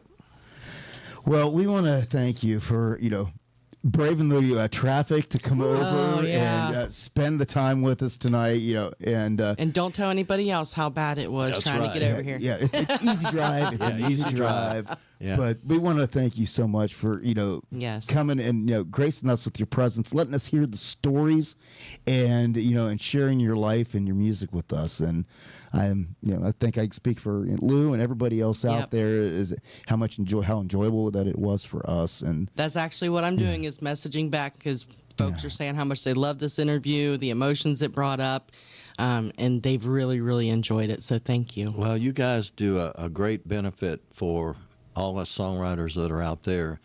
You know, we've got no other way to get listened to because we're not going to get on the radio the way it is these days. And so you all are bringing a really big gift to us by what you do, and you're bringing a gift to listeners who but maybe not find us otherwise. Yeah. So thank you all for what you do. Yeah. Oh, we love every minute of it. It Like shows. anything else, it's actually really it's our privilege. I mean, Yeah. you know, because a lot of people say, you know, about the radio. I'm like, we don't make any money on radio. Yeah. It's that our payoff is this: Right. the people that we get to meet, and the stories we hear, and you know, the experiences. That surpasses any, you know, for us, any monetary thing that we can even get out of, you know, Right. doing this. Right. Because, you know, without this, you know, we wouldn't have the opportunity to be able to sit here with you, you know, and hear the stories and your experiences and learn, you know, about, you know, the stories behind the songs and what was, you know, the bugs crawling across the floor when you was writing something. That's right. Yeah. You know, unless it makes it in the song, you don't know those kind of things. Well, So- if it just inspires somebody else too, then that's good for so many different ways. Well, we definitely, again, we're very thankful and appreciative of you taking the time and sharing those stories. And again, it's got KentBlazy.com. Is that the name of the website? It's hard to find. KentBlazy.com. And it's all over the streaming services. But go to Apple. Go to Apple. Yeah. Please go to Apple. They pay them. They're paying them something. Yeah, you know, at that's least right. not robbing them completely. What all the other places are, and you know, I know. And like I said, DJing. I stream music while I'm DJing that because you know, people will start requesting songs. It's just impossible to have. And I started using. I use Tidal. Because Right. out of those, they pay, Yeah, that's they good. pay a little bit more of royalties than what, you know, Spotify and all of them do. So, Right. yeah, you try to find the best of the evils, I guess, to go with and do your best to support them. But the best way you guys can support them is go out, buy the music. You see them in concert, go out and see them. Yes. You know, And that's come and what- say you saw me on your show. That's right. Absolutely, and he's going to be all over the place. So keep up with the. You heard it. He's going to be in Florida. He's going to be up north. He's going to be up around Nashville. So there's going to be a lot of opportunities to Vegas. come see you in Vegas. Wow. Hey, Callie, I know you're out there. You know, out there in Cali. Oh, yeah, Callie. I don't know how far it is from there where you live there in California over to Vegas, but hey, you may have to make a trip. So, There you go. There you go. maybe just a long drive. You know, Well, you know, Callie likes to take off a little while, so. that's right. He's up for an adventure. But Lou, anything? No, I just again want to thank you for joining us and braving all the trip over here. And hopefully we will make it over to Nashville to see one of your shows. Yeah. I'm hooked now. We do our best to make it to Nashville, and it hasn't. We have been known to go over and attend a show and drive back the same night, get back home here about 3 o'clock in the morning, and then get up Go to work. Get up and go to work at 6. So Well, I think it's we've done that sort of thing before. I've done that too. Come down here and play a gig and drive back. You know, it's the Yeah. same way, but it's like the traffic's better. Yeah. Late at night, Right, you know? right. But, yeah, I've got a band show at the Listening Room coming up, and then I've got an okay. in the round coming up at the Listening Room too. I don't know Okay. exactly the dates. I think they're in October and November, so check those out. Awesome, yeah. The Come listening room. Come up for the Listening Room. That's a really great room to come here. I would love. Now, do we need to get tickets way ahead of time for that? I think that's Is a it good kind of like the idea. Bluebird? Yeah. Okay. The one thing that might help, I think, Oh, hey, Uncle Alex. my band thing, I think, is a Wednesday night, so that might be a little better. But right now, it's just crazy because all the tourists are in town. Right. And, Yeah. it just sells out pretty quick. Okay. And remember, you didn't hear the information about, you know, who's in the lineup before you may have, you know, Yeah. special guests and stuff like that. That's know. right. You have to edit that out, I think. I don't know. Yeah, we'll cut that out. Yeah, I can cut that out. After all, Not a I don't problem. want anybody else to know it because I want to be able to go. Sometimes we just got to. Sometimes you just have to been listening live. That's right. That's To get right. the inside information. If you didn't hear it the first time, You're then not gonna hear You're it. not going to hear it again. That's right. It's getting cut out. But again, thank you so much Thank for you, guys. coming and enjoy. gracing hanging out with us. We want to thank you out there for tuning in, and for those that are out there on the YouTube and on the radio, for tuning in each and every week, and those that chimed in and with your kind words and your continued support. Yeah. And of course, we have to thank our sponsors, JBL Travel Group, Goaltending Services and Outfitters down in Key West, as well as MFG Records for sponsoring the live cam here every Wednesday night. But for that, it is, you know what? It's our time to go. It's last song, last call. We'll see you next Wednesday right here on Tiki Man Radio. Bye, everybody. I know it's been a lot of fun, but the set list is all done. The night was very loud and you've been a good crowd, but you know it's time to run. You've all been very kind, thank you for your time. You put me to the test as I try to address all of your requests for the night. As we look to the moon and the manager's protocol. Well, I don't ever want to end, but for now, my friends, last song, last call.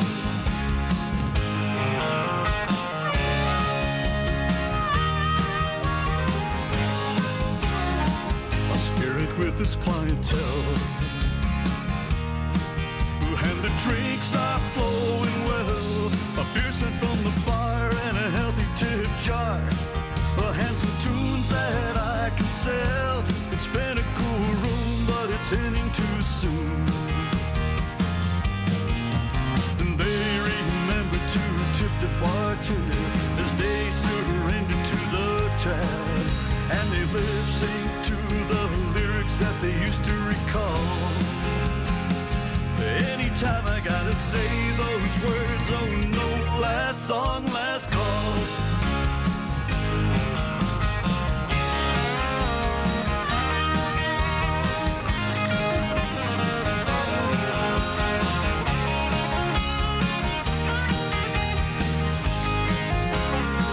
Some came as ones and left by twos. Some still are dancing in their shoes. I break down the gear as we wind it up here. After the last song that I choose, it's the last rhyme near closing time. The final round poured as I strung the last chords, and the guitar returns to the case. Needless to say, it was a pleasure to play for you all. Here's to toast to everyone as I finally say last song, last call. Here's a toast to everyone as I finally say last song, last call.